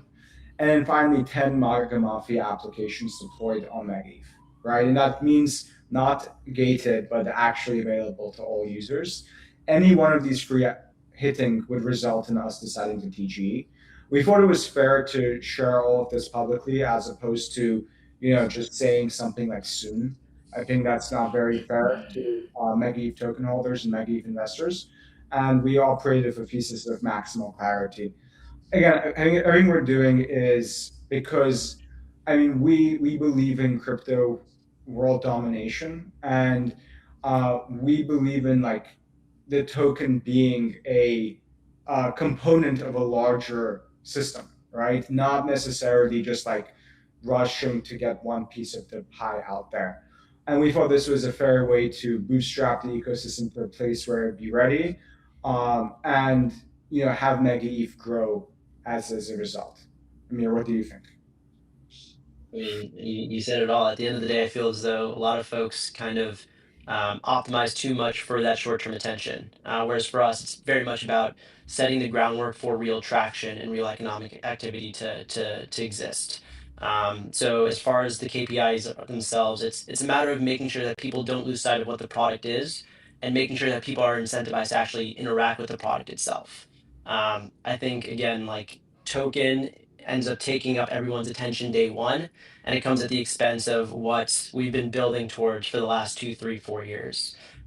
So KPIs gave us an opportunity to get the applications in front of everyone, get everyone actually interacting with the chain itself. And then again, it's from there. It's just a matter of making sure that we do our jobs to build something that is sustainable over the long run. And tell me how you came up with those three metrics as the KPIs that you would use to trigger the TGE. So, this one about the $500 million USDM in circulation, and that's like based on what was it, a 30-day time-weighted supply. Correct. Then the 10 Mafia apps that are fully deployed, and then the 50K USD daily in fees for 30 days on, I think is it any app? Any app that's And like, yeah, on the chain, Or exactly. no, it's 3 apps, it looks like, for 30 days. Yeah. So yeah, how did you, what was your thinking behind each of those? so important to note, it's one of any. So one of any, if any of the KPIs hit, mega TGEs, and they were all directly think as downstream of what we really need, which is activity on the chain, right? For Mega to work, for MegaETH to succeed, people need to think that there's something here that's worthwhile. That's really what matters here. And again, so what does that look like? Well, we have spent a couple years facilitating and incubating a bunch of Mafia applications. We feel good about those apps. We want those applications live so everyone can use them. So that's one option. That's one user flow. But you never know when a brilliant founder shows up and just builds something amazing. And that's great. If you're listening, please do deploy. And that's what the second KPI is designed for, right? So having any application be able to achieve, basic fee numbers shows to us that hey, there's demand for co-location, there's demand for proximity markets, and there is activity on this chain that's organic, right? And this makes sense. And USDM was effectively a mixture of both. In all scenarios, the vision is to have USDM act as the fundamental flywheel, the fundamental tie between all of these different MegaETH applications and one another. And we thought that having a baseline of liquidity would allow minimal friction for future developers to be able to adopt USDM. We have a few dexes, like we have a central mint order book that's the entire thing is denominated and paired against USDM. Brilliant founder. And he definitely would love if there's liquidity for USDM. So all three of these KPIs, I think, create a safe environment. Yeah. Developers. And to the USDM point as well, it's not just a matter of $500 million of USDM and that's it. At the end of the day, we want to make sure that we're maximizing capital efficiency here. So we want that capital actually deployed into the ecosystem. So in addition to the $500 million in USDM supply, 25% of that actually has to be deposited into non-custodial smart contracts. So be it into Avon, Aave, when World Markets goes live, World Markets. And then again, as more applications go live as well. So we try to make sure that it's just not a headline number and that's it, but we want to make sure that there's real use actually taking place. So one other thing that I have to ask about is the pre-market perpetuals obviously have been trading, and people are talking about that, and we're seeing that it's at about like 13 cents or so, which is above the ICO price. But I just wondered, is that something that you're watching, and is that affecting your decision making, or how does that factor into how you approach building? Yeah, so we had nothing to do with any of the pre-markets that went live. I believe the pre-market on Hyperliquid went live shortly after we announced our public sale a few months ago. And, it's something that people do. It's not something that we pay too much attention to. I think our general policy is that the mega token, we're not going to be giving the mega token away to different dexes or sexes for listings. And our general thesis is that it's all is downstream of product market fit and PMF. And that's really what we're optimizing for. Short-term things like pre-markets are, speculators will speculate, let them enjoy it. I think our focus is on building a really great blockchain, but more importantly, applications which will hit users that aren't on CT and who didn't even know they could benefit from blockchains, but then they will, and they won't even know about it because it's really fast chain. Yeah, it doesn't really make much sense to kind of lose sleep over relatively illiquid pre-markets. It's just kind of again, it's a matter of not taking like this like short-sighted approach to building things out. It's a matter of just thinking over the long run. At the end of the day, no one will remember what Mega's pre-market was on February 10th, 2026 in like 2028. So it's again playing more of a long-term game, taking more of the long-term approach. Yeah, so let's talk about that. I know that I've alluded to this observation that I've made. But yeah, it basically seems, as I'm just watching you guys, that you're being super thoughtful and you are very clearly trying to avoid the pitfalls that we've seen other chains fall prey to. And so it almost feels like I'm watching you in real time kind of learn from the mistakes of other teams or something. I don't know. You tell me if that's what's going on. But, you know, if I look at the so I don't know if you postponed the TGE, maybe you didn't, but you know, just not launching a token on day one, the Mega Mafia program, the way you decided even like the allocations and the ICO, even the rescinding of the token allocation to ICO Beast, because he posted on social media that he planned to hedge his position. So I'm just curious, like, how, is that what I'm seeing? Like, is that what's going on behind the scenes? And if so, how did that become a part of your team culture?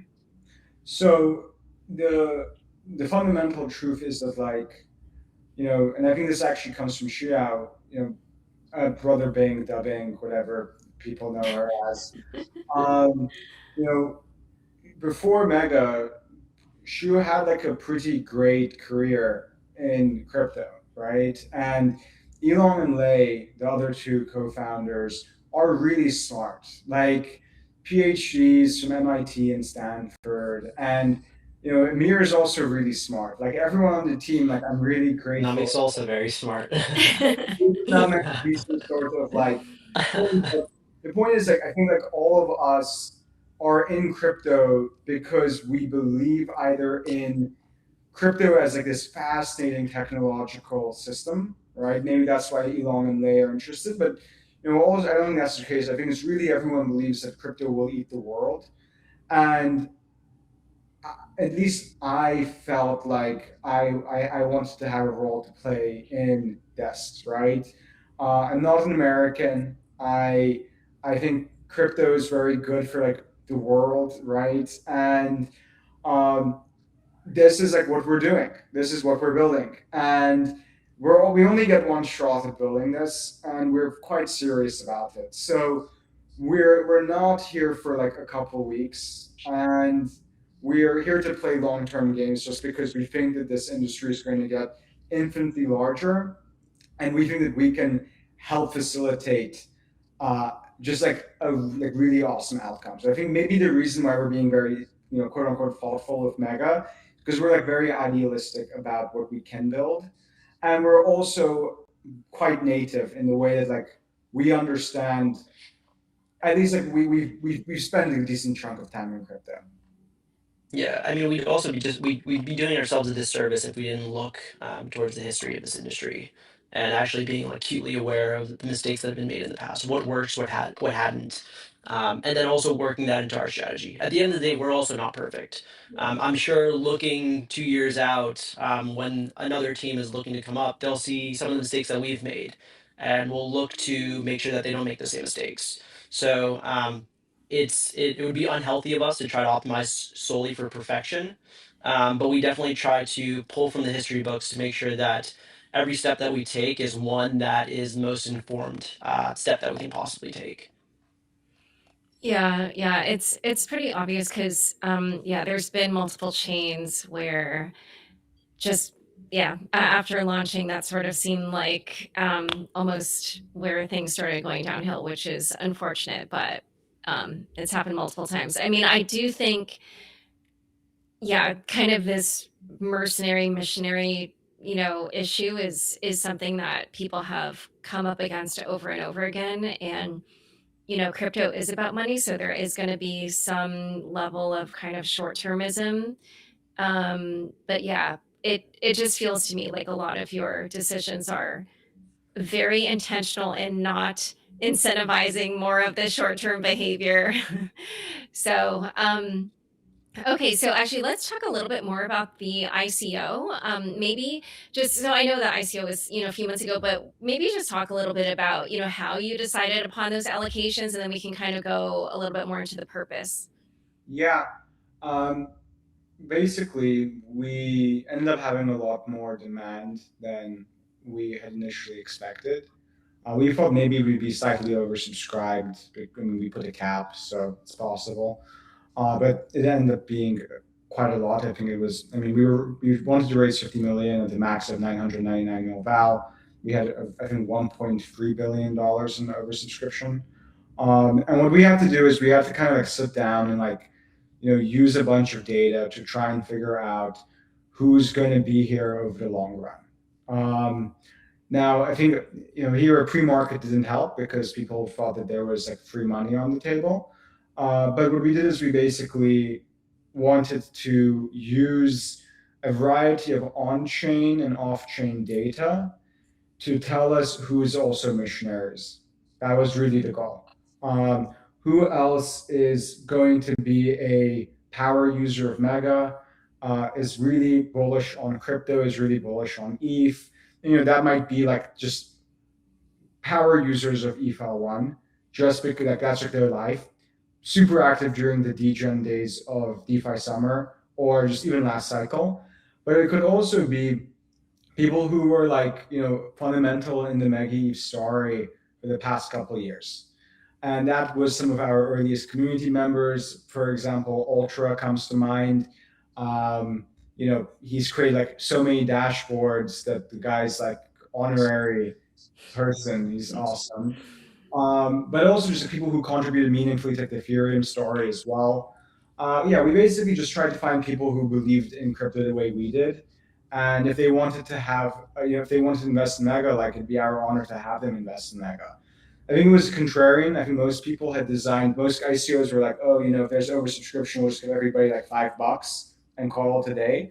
What we wanted to do is we wanted to say like, hey, let's find people that really mean it and give them, allocations that they wanted to have to begin with. At least maybe it's an overly optimistic.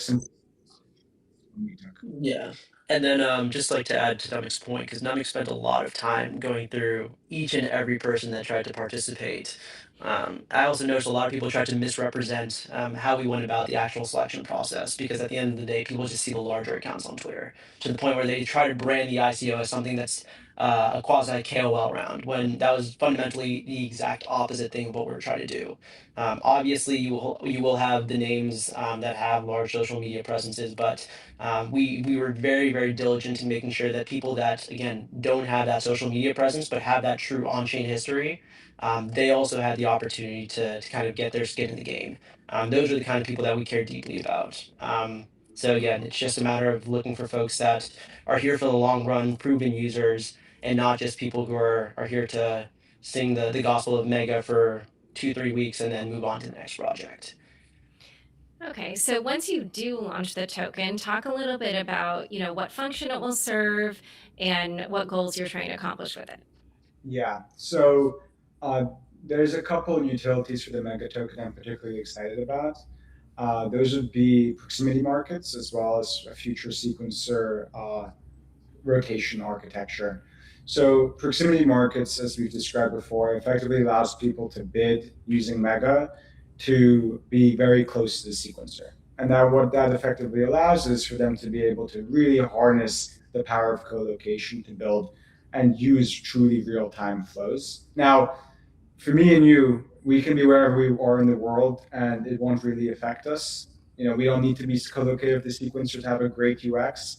But for HFTs, for DeFi apps, it really can make or break the world, right? So that's one of the major functions of the Mega token.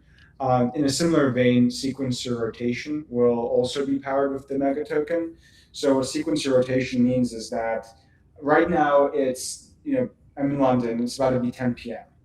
You guys are in the US, East Coast, I assume. Well, I know Amir is, and the day's basically ending, while it's still kind of rampaging in the West Coast. So why shouldn't the sequencer be where the most economic activity is? And how do we know where the most economic activity is? It's wherever the sun is up. So we will have an architecture where the sequencer moves around the world, where economic activity is most vibrant, and who will be running the sequencer will be a function of a POA-like model using the mega token. This is our way of decentralizing the sequencer. We don't think that reintroducing consensus into a layer 2 makes any sense, right? Like you're giving away the pros of the trade-offs you've made. At that point, architectures like Monad and Solana become like way more enticing, right? But by rotating the sequencer is no longer being run by one singular entity over an extended period of time. It's being run by a singular entity for X amount of blocks. And again, that's also using Mega as a system through which that's made possible. There's also the way that USDM ties to Mega. So USDM buys back Mega tokens. Whenever there's USDM, there's rewards that are made from USDM, and those rewards are then used to buy back the Mega token. So that's like a fun thing too. Okay, great. So, we're coming up on time, but I definitely wanted to check in to see first which apps you're most excited about, but then also I'm curious if you want to make any bets on which KPI you think will be hit first that will trigger the TGE. Amir, you want to start? KPI that hits first. I want to say the $500 million of USDM. I would love to see that. Obviously, the easiest one on this list is the Mafia teams going live, but my hope is that we hit that $500 million USDM number before we have the 10 Mafia teams live. Namik. I mean, the easiest one's definitely the Mafia one. I think we had 5 live day one, so 5 more. But I'm personally a big fan of the app fees hitting first, right? Because again, for me, like I love growth and I love the power of like, if some of these apps are doing well, and ideally it's one of the apps that is not meant for like the 2,000 users in crypto. If something like Euphoria hits the 50K app fees, we know that's happening because people are like playing this thing, and I think it's a similar story for something like a Blitzo or a Rocket. So yeah, I mean, I'm quite excited for any of those to hit. So you asked what app I'm most excited for. I'd love to hear Amir's opinion. I'm definitely going to send you the apps from their live aura, but I think I'm a sucker for Euphoria. I think that's like I'm really excited for it, and I would say my close second would probably be Rocket or Hit One. What about you, Amir? Yeah, so for me, something that I care a lot about going into 2026 as well is around net new assets, asset issuance on Mega. I would say fairly dark horse in this race, but Bricks is a team that I'm very excited about. They're looking to tokenize the Turkish lira carry trade, bring EM yields on chain, which are very kind of comparable to what people are accustomed to today when it comes to DeFi. Um, Except this time around, the yield itself is very scalable. So the Bricks team is looking to do that. They should be live in the next few weeks on mainnet. So that's something that I care a lot about. And then the Hello Trade team as well. So the Hello Trade team, former directors from BlackRock, they are building out a perp for equities, but eventually want to expand that vision out to building out a spot market for tokenized stocks, commodities, etc. So that's something that Namik and I are very, very much excited about going into this year. And something that we plan to spend a lot of our time focusing on as well. All right. Well, for the audience members who think those apps sound interesting, keep an eye out for those.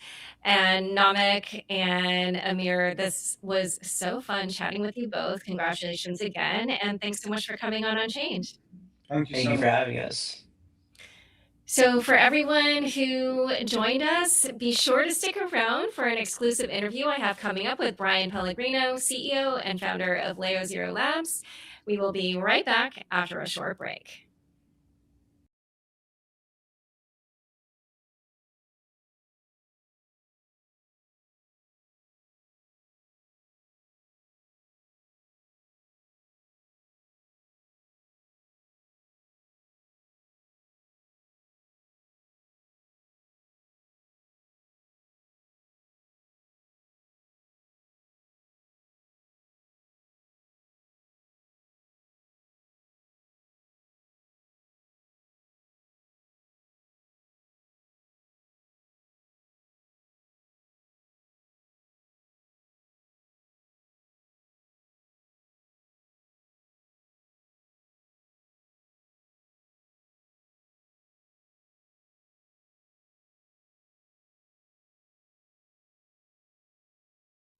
Hi, everyone.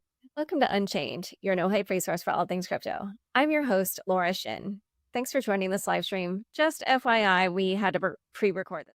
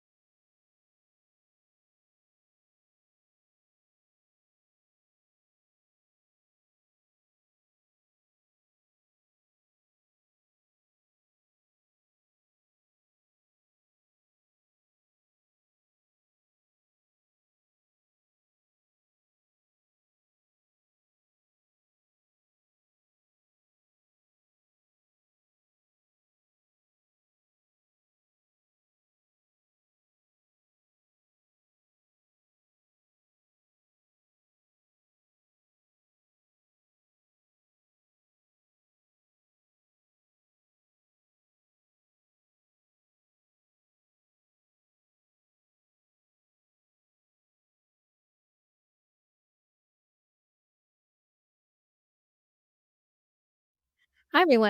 Welcome to Unchained, your no hype resource for all things crypto. I'm your host, Laura Shin. Thanks for joining this live stream. Just FYI, we had to pre record this one. Before we get started, a quick reminder nothing you hear on Unchained is investment advice. This show is for informational and entertainment purposes only, and my guests and I may hold assets discussed on the show. For more disclosures, visit unchainedcrypto.com. Quick note before we get into today's episode Bits and Bits now has its dedicated feeds. We're spinning off from the Unchained feed and moving.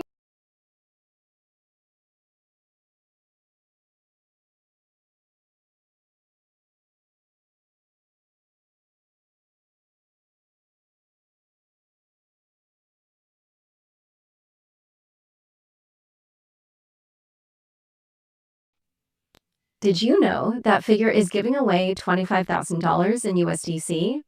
They're a decentralized digital asset platform for earning, borrowing, and lending. Download the Figure Markets app using our link, figuremarkets.co/unchaineddp. Deposit into their democratized prime pools and earn about 9% APY paid hourly while you enter. Every dollar you keep in for 25 consecutive days counts as an entry. Again, the link is figuremarkets.co.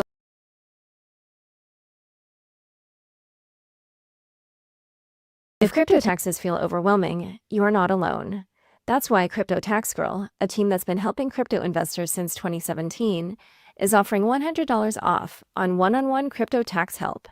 To get $100 off your crypto tax services, go to cryptotaxgirl.com/unchained. Again, that's cryptotaxgirl.com/unchained.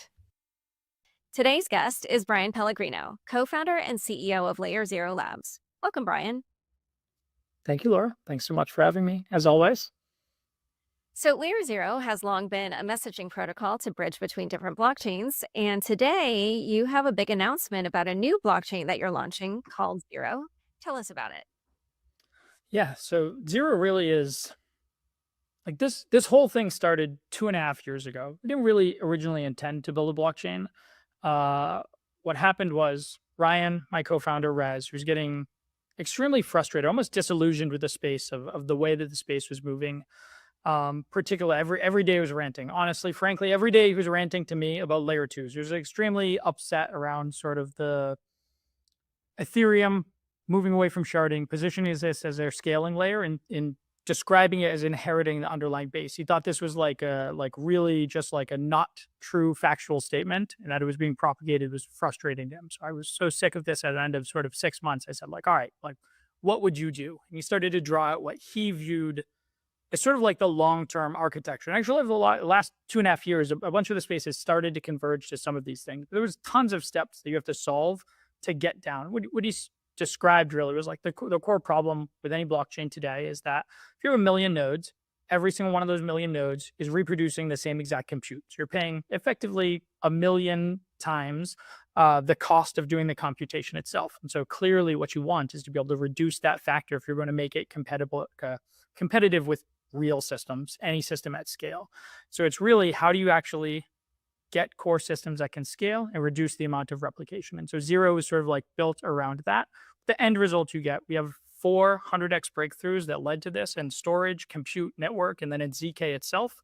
And the culmination of those four effectively are 2 million, scalable up to 2 million transactions per second per zone in the architecture, about 1/10,000th of a penny per transaction, and the ability to write across any virtual machine or even just compile any Linux binary directly down into an executable. So like a huge transition from the architecture itself. Okay. So yeah, we'll dive into those details in a little bit, but just explain like a little bit more about why you're launching a new blockchain now and like what problems you think that Zero can solve that you don't feel are being addressed by existing chains. Yeah, absolutely. So, I mean, the real promises or the real premise of the original, like at us starting, was that nothing can scale right now, and the space needs to go in two directions. You can either go one direction, which is centralizing. So, performance blockchain, Solana, etc., is basically reduce the number of nodes and increase the requirements of the node. So, get rid of home stakers. Nodes cost, tens of thousands of dollars a month or more to run, and have a smaller party, but have extremely high performance. That's one way to scale. And you get to about, 2,000, 3,000 transactions per second. And the other way to scale is really care about decentralization and home stakers. So keep like ETH-L1, keep it as decentralized as humanly possible, but start to scale through effectively layer 2. So now you're putting out, sort of tens of billions of dollars and changing the trust assumptions into this small set. You have this centralized blockchain that sits on top of a decentralized blockchain, and that's the way to scale. And we don't think either of those is the way that you actually want to be able to scale a system long term. So all we really care about, the only thing we care about is decentralized permissionless systems at scale globally for the world. Like that is the thing that we're trying to solve ultimately. Like that is the thing that we care about that we don't view as happening. So part of this was disillusionment with the existing. I mean, we're like, even today, we're the third largest donator to Protocol Guild in history.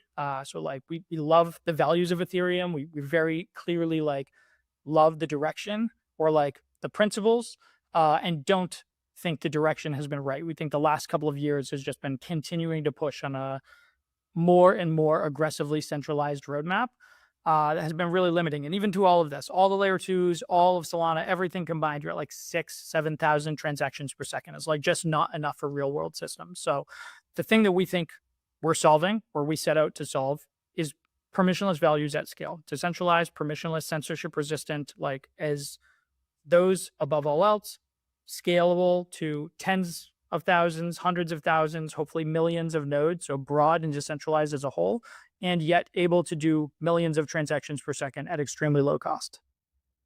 Okay. And like basically, so you mentioned earlier that you are going to have the zero knowledge proofs, which I assume that's part of how you're scaling.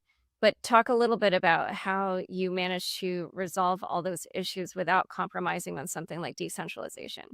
Yeah, definitely. So again, core problem with any system, the main primary problem is this cost of replication, right? You run into two things: having every node download all of the transactions and all the data, and needing to reproduce the compute across all of things. So the four breakthroughs that we solved along the way, the first was QMDB, which is actually a paper we published a year ago. It's now being rolled out like through Commonware into Tempo and some of other chains that are launching now, which is basically a change from MPT structure to like a log-based database. It is, 100x more performant than state-of-the-art for database structure for verifiable database. That was NOMT, which was the most performant prior. And it really just allows you to take, it changes the cost of the worst case for reads and writes. And basically makes it just significantly more performance. So now you have like 3 million updates per second. It's actually eclipsed that now, but that was what we published at. And then by doing that, by having a storage layer that is substantially better, then you move on to FAFO, which was our unlock and execution, which there was historically like a belief that the EVM itself was slow. And so typically the EVM was slow, but like the SVM was designed to be faster. The EVM was slow, but Aptos can run Chardines and get to like 1 million transactions per second. But to do that 1 million transactions per second, you had to daisy chain roughly 30 supercomputers co-located in a data center, and each node could actually only get to like 33,000 transactions per second. That's with none of the overhead of the EVM. We published our paper, FAFO, which shows that you can get 1 million transactions per second on a single node with the EVM, all of the overhead of the EVM. So QMDB on the storage layer unlocks the ability for you to be able to have significantly better performance at the execution layer. And then from there, you have to solve a couple of more problems. And this was network and ZK. ZK really unlocks this. If you think about, I realize this is getting reasonably technical very quickly. So I'm trying to keep it as plain language as possible. There were two more things. SVID is basically compressing the data on the network, and then ZK itself allows you to compress compute. So ultimately, what you have is, rather than having an architecture where if I need to run some amount of computation, some list of transactions, I'm going to run it on my node, and maybe my node's really small. Maybe it's like a smartwatch or something, right?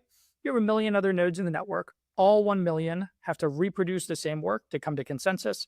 Rather, you're going to run that computation once, generate a proof, and then all the nodes in the network only need to validate the proof. And verifying the proof is, effectively free relative to doing the computation itself, right? The work is in actually producing the proof. And so in this,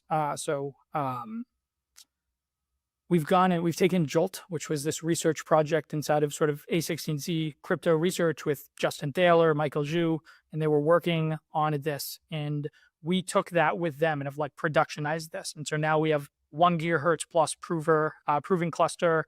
We're able to prove this in real time. We're going to stand on stage tomorrow and show verifying transactions at 1 million transactions per second in real time. All of these things are things that we've done. So we spent the last 2.5 years in stealth, not talking about any of this, slowly publishing the papers along the way. This is ultimately the culmination of all of this. But if you look at, I think your original question is, what are you trying to solve? Who needs another blockchain, right? Like, what is the point? Our view has always been, my personal view is, the world has changed very rapidly, way faster than I ever expected. And yet we got to the last mile and we started making a bunch of really bad compromises when all the institutions wanted to come in that continue to like centralize along the way. But the only reason we got here was because like the whole value of all of the technology was the underlying principles. That is why the institutions who wanted this thing to die, industry to die over the last 15 years, are now adopting, right? Is because like permissionless global markets have inherent value. There has been, Tether is most profitable company in the world on a per employee headcount. Hyperliquid is like the second most. These are like unbelievable companies that have generated unbelievable value just through decentralized and permissionless access to some of these instruments. So the world is like rapidly changing. And now we have these systems and this demand that nothing else can meet. And what we're doing in order to meet that demand is just make more and more centralized systems. Like Stripe had to build their own blockchain, right? That's like a very bad outcome, is that like nothing is usable enough for them to build user payments, that they have to build their own blockchain from scratch. Every other institution is now like rolling their own centralized blockchain that sits on top with a multi-sig. And like, that is the way that we're sort of like approaching scaling. And you want, like, if you actually care about what makes the technology interesting as a whole, and what actually gives it value as a whole, you have to be able to develop a system that can be broadly decentralized at scale and provide these things. And so we view global permissionless markets, like, it's just very clear. Markets are going to move from 7/5 to 24/7. They're going to trade across spot and perps. They're going to trade Forex and commodities and crypto and equities. And like all of these assets are going to be there. And you're going to have access to these things. Like the rest of the world that now has access to the US dollar is going to have access to a lot of things that they just like would never have had access to just a couple of decades ago. But in order to do that, you have to actually be able to scale systems to be able to do that without being 3 nodes or a small multi-sig or, whatever this is. You have to be able to do that. This is us doing that. So one thing that I'm really curious about from what you're saying is, it seems to me, and again, because I'm not technical, maybe I didn't understand everything, but it seems to me like some portion of the transactions or the data is going to be off chain and like only a certain So, okay, so explain that. Yep. So again, super important. So right now, every node downloads every single transaction, all of the data, and does all of the computation. in Zero, what you don't want is have to have any of this off chain. Like that's a horrible outcome, right? So what you actually want is the compute happens in a single place and you generate a transaction commitment and a slice basically of the data and the proof itself. And all that the node needs to do to verify 100% that that commits, this is like the beauty of ZK, is have those things. And so actually nodes are able to verify even a huge amount of transactions, something no node today would be able to do with a very small amount of the data and the proof, such that you can now do this. So if you say Solana took the approach of really big nodes, processing thousands of transactions per second, and sequencers are even, L2 sequencers or even more of this, just like one super node that does everything and then posts the data back to Ethereum. And you have the small nodes on Ethereum. Zero is that you can actually have that mismatch, but the small nodes don't need to trust the big nodes. You can have, we call it the first ever sort of heterogeneous architecture, such that you can have really big, beefy sequencers that are rotating set. Anybody can run one. Anyone can do this. They cannot do anything malicious because they must be able to verify this proof. It is bound by the ZK circuit. So these are like, right, in Ethereum, you have proposer builder separation.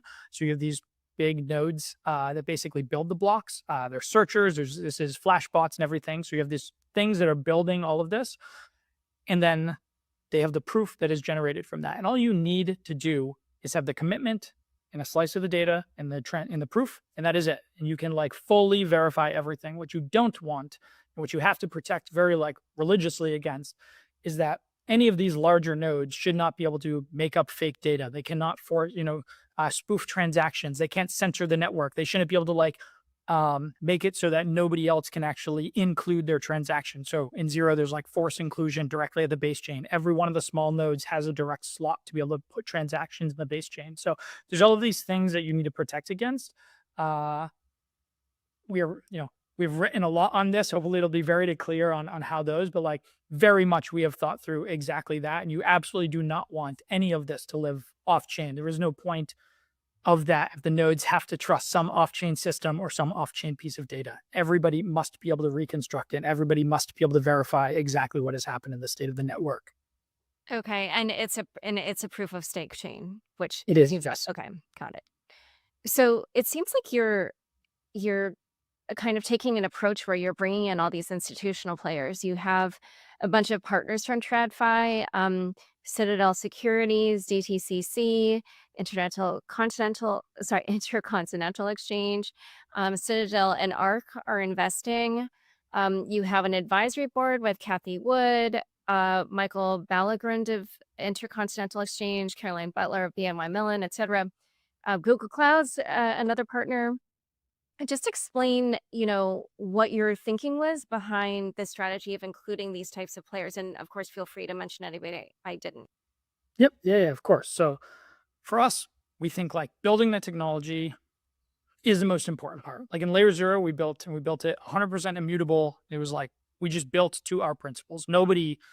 Most contracts now are not immutable. Almost everything that builds today is upgradable. We built it 100% immutable. So for us, technology was number one, built it in that way. But you still have to build, like, technology for technology's sake just doesn't matter. You have to build and be adherent to the principles, and then you have to go and actually get like real adoption, right? So when you talk about, again, I have this very strong belief that you are having for the last 15 years, you've been on this space just as long as I have, right? Like you've had crypto, which is a pool of capital, up to even like $3 trillion of capital, but it was totally isolated. And then you had the rest of the world.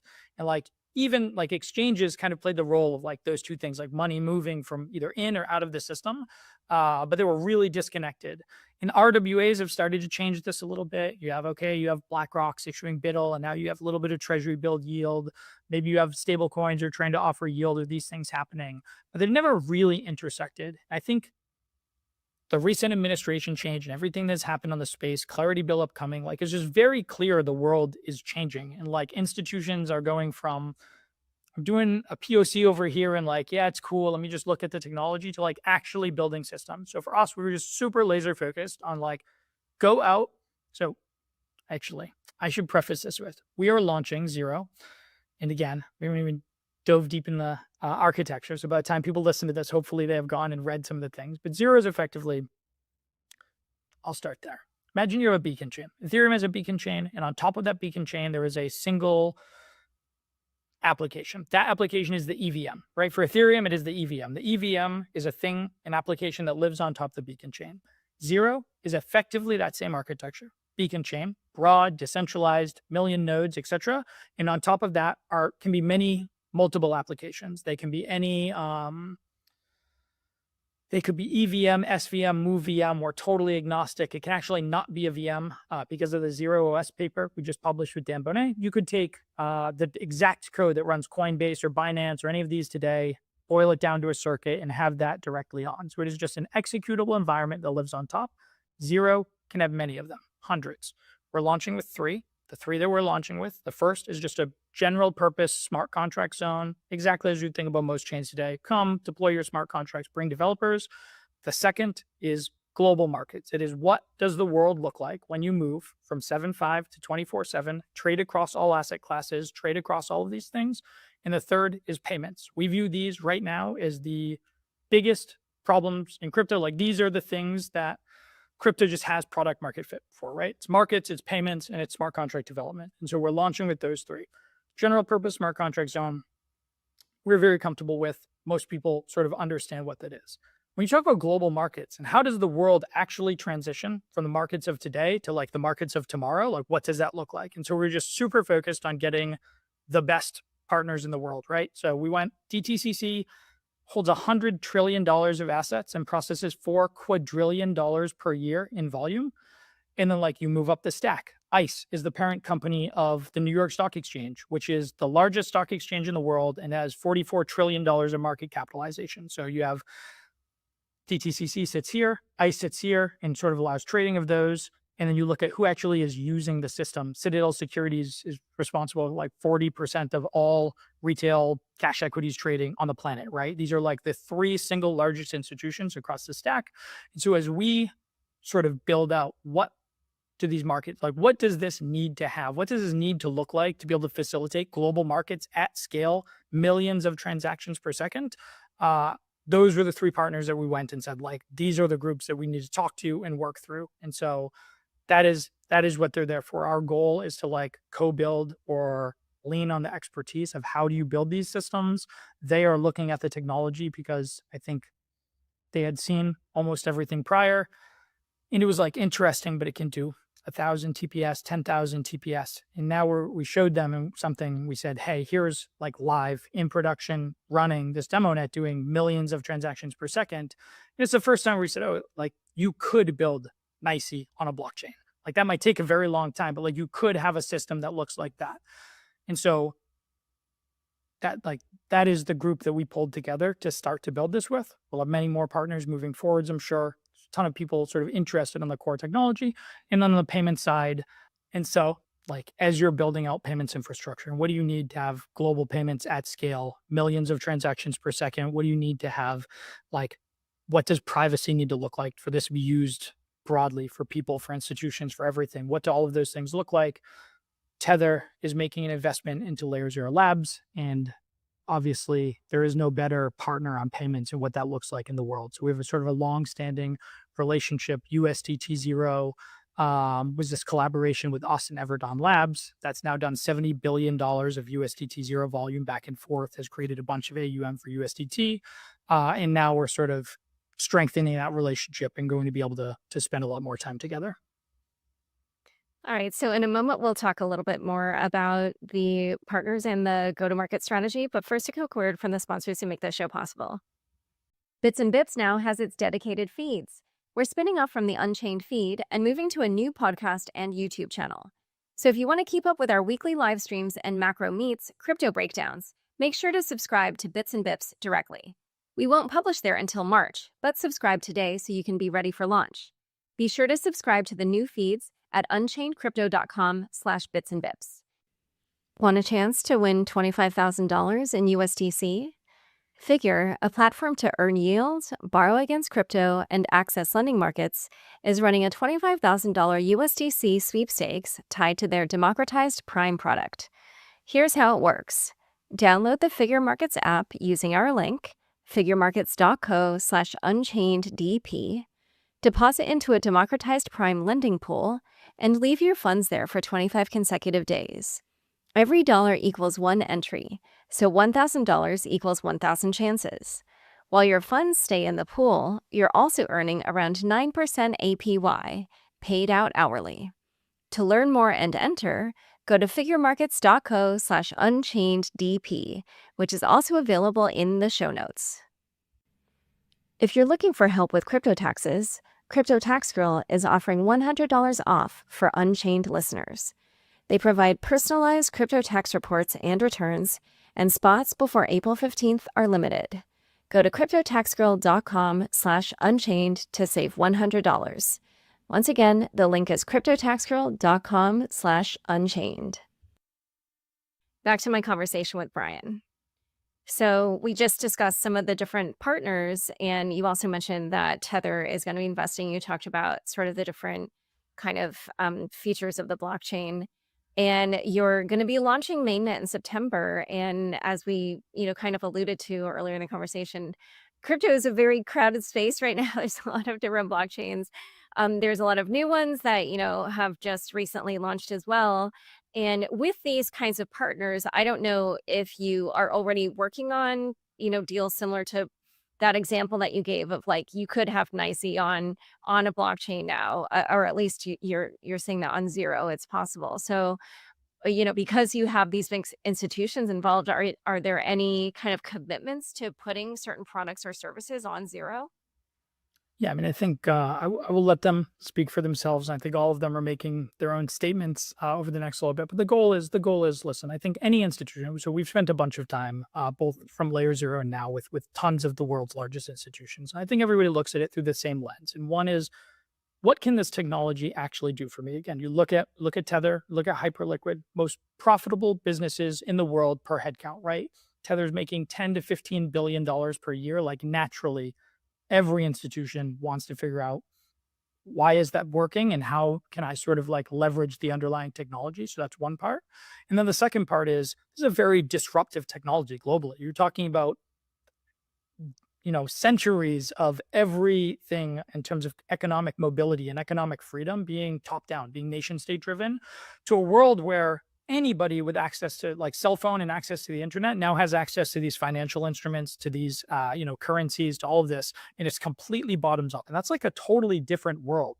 And so I think every institution naturally is at the same time saying, where is there risk here in the system for me, right? Like how can I leverage this? How can I take advantage of it? What can I do that is like impactful and amazing and helps my business? And how can I not be disrupted or like affected by these disrupting forces? So I think universally, every institution is sort of looking through those lens. I think you will see, again, our focus is just exactly bringing adoption on chain and to build the systems at scale. I think you will see them do lots of interesting things, which I will let them speak about. Okay. And then one thing that I realized I didn't fully understand before. So with the ZK proofs, does that mean every transaction is private? Like the whole thing is private, or? So not everything is private. So ZK has a couple of interesting pieces of technology or like applications, right? One is clearly privacy, which I think is what it's most known for. But the other is that it's compression. I think compression is by far the most interesting part of the technology, because what it does is has the ability to, again, completely remove the cost or the replication factor in these underlying systems, right? And so for us, most of the core architecture, you're talking about ZK, is compression, not privacy. Now, when you go to payments specifically, a very big focus of ours is how do you tie, obviously, in doing this, we built, I would argue, the best ZK team on the planet. Like really have pulled together just an incredible team. And I think once we start to be able to announce all of the research and the breakthroughs, especially, already gigahertz plus prover, all of these things, I think there'll be a lot more conversation around this itself. But in doing that, we obviously have a very strong background in ZK's application to privacy itself. And so when we talk about payments, you need privacy within payments to be able to like any form of corporate payments, any form of like payments at scale, let alone the sort of like human right, like the natural right of privacy itself.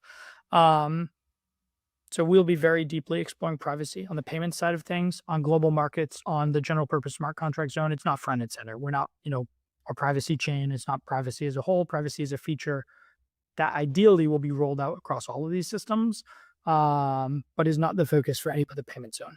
Okay, so right now it's just about scaling. So, obviously you have been working on LayerZero since 2021, and I wondered if there would be any way that Zero would be connected to LayerZero. Yeah. So of course, I mean, LayerZero connects 165 blockchains today. It's really just interoperability, right? We have no illusions that all of the chains go away, right? Like that's not even the goal, actually. For us, the goal for us is again, we care very, very deeply about the core principles. Like that is the reason I've spent 15 years of my life here. That is the reason we built LayerZero in the way that we did. All we care about is decentralized, permissionless, censorship-resistant systems winning at scale. What we saw in the world, in the space, we didn't really love. We thought it was going in a direction that both didn't scale and compromised a bunch of this. Our goal with Zero is to bring that forward in the space. And if somebody else does it and those principles win in a whole, great, amazing. LayerZero is still going to connect everything. Zero will be connected to all 165 chains. We're still going to be bringing asset issuers everywhere. We're still going to be doing all of the things that, LayerZero did $100-something billion last year of flow across it. None of that will change. This is not like a pivot, a shifting of focus or anything. Zero will be connected to all of these things. And will Zero use the Zero token, or? It will. No new token. This was a big part of why we actually, you couldn't talk about it at the time, but like why we wanted to reacquire Stargate and go through that whole process was we really just want this consolidation. There's not going to be any net new token. There's not going to be change. We're not launching new things. Just Zero is the only asset, and it is going to be the underlying gas asset and staking asset for proof of stake. Oh, got it. Okay.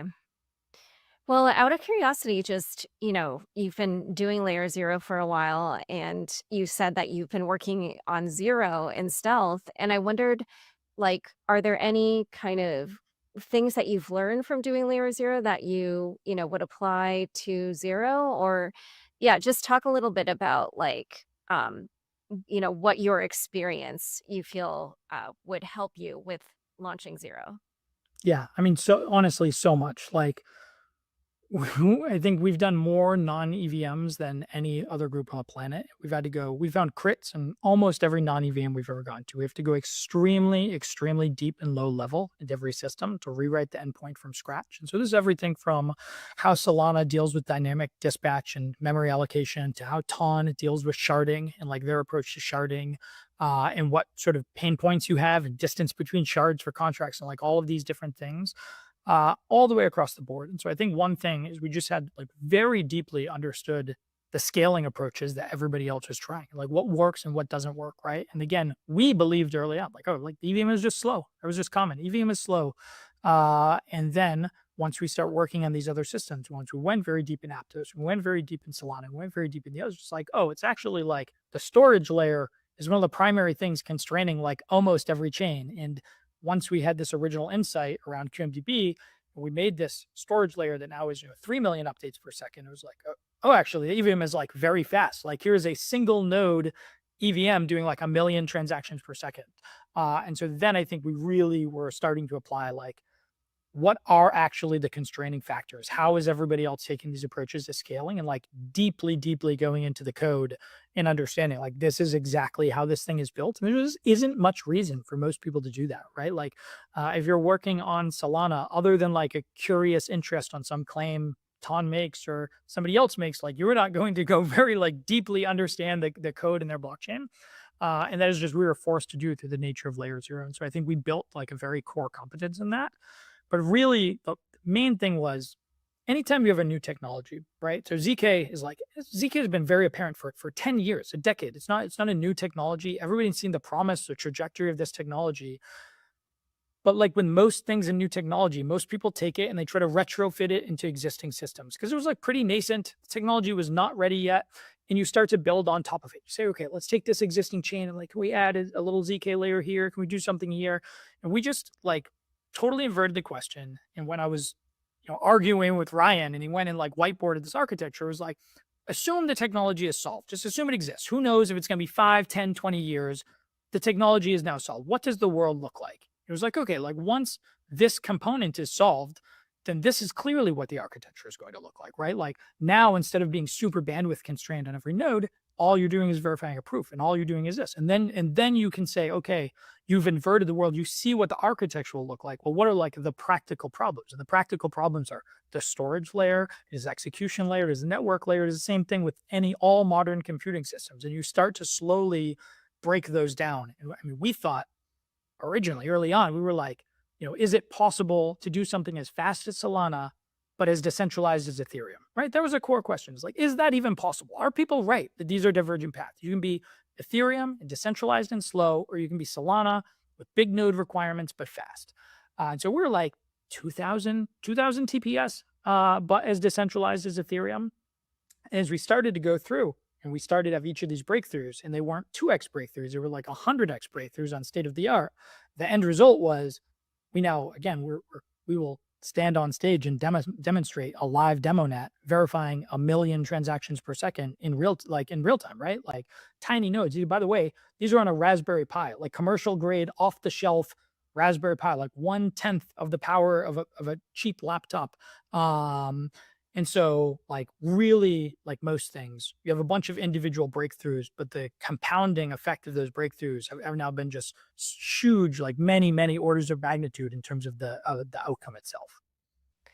Okay, yeah, I'm just curious because so you're going to launch the mainnet in September, and I'm sure you're very well aware that there are many instances of blockchains that were highly performant and had a lot of technological bells and whistles that, didn't manage to bring community, or some of them launched with great community and then it's still all withered away. So, what are your kind of go-to-market strategies for bringing TVL, liquidity, dApps, staking? Like there's just kind of a whole host of things that you need to bring, not just the technological pieces. So what are your thoughts around how to ensure that Zero isn't just another chain that launches with, great fanfare, but then ultimately doesn't actually gain traction? Yeah, so I mean, there's a couple of things. One, I think that is just like an entirely broken model. I think after our TGE, I got on with you and I said, Laura, like airdrops are dead. I think, you're just like dead, and they've been like really dead, right? Like I think that is just a broken model. This generate community, most of this is around like a new token that's coming out. So you're building a lot of excitement. You're doing like new token things. We're not launching a new token, right? This is a piece of technology, is a platform. It is, again, the embodiment of the principles that we care about. There's not a new token to airdrop. There's not like any of these things. So like that building community thing is not something we're really focused on. We're really focused on the ideas. And like LayerZero itself, we had 0% market share. Nobody cared. We were random people that nobody knew. And we went and we spent time and effort, and we worked with like the best possible groups. We told everybody early on, we don't care. At the time, everybody was huge grants and paying to build on us and all this thing. We would just go directly to people and be like, we're not going to pay you to build on us. We don't care about like a vapid, announcement. We want to build like a real thing. So how can we help you find something that meaningfully will make your business better? And then we will help you co-build that thing. We'll build it. If you look at the success of now, LayerZero is, 85% market share, hundreds of billions, $100 billion built on top of it, hundreds of billions of dollars moving across it. Almost all of that volume is from a very small number of groups. And these are groups that we spent time, and this is USDT Zero, and this is WBTC, BitGo, this is Athena, this is EtherFi, this is Ondo. All of their tokenized stocks are built on top of us. This is Paxos, so PYUSD, and all of these, right? These are like, we spent time and we found what are the real use case? What is the thing that we can actually build? And I remember, because USDT Zero in the beginning, we didn't really know what would happen there, right? And so Tether had $186 billion at the time. It's on all of these chains, all of the chains that were large. They were already there. So they had saturated sort of most of where you think the TVL would come from. And USDT Zero was like, okay, we're going to start going. We're going to start expanding to a couple of these networks that maybe aren't, maybe you don't think are worth going to or right away, or, the technical complexity and all of these things. And guess what? Like 9 months later, it's done $70 billion of volume. There's a point, it was like TVL had increased $10 billion, the AUM. Like that's like hundreds of millions of dollars directly to the bottom line. And so like for us, the only thing that we care about is actually building something that gets real adoption.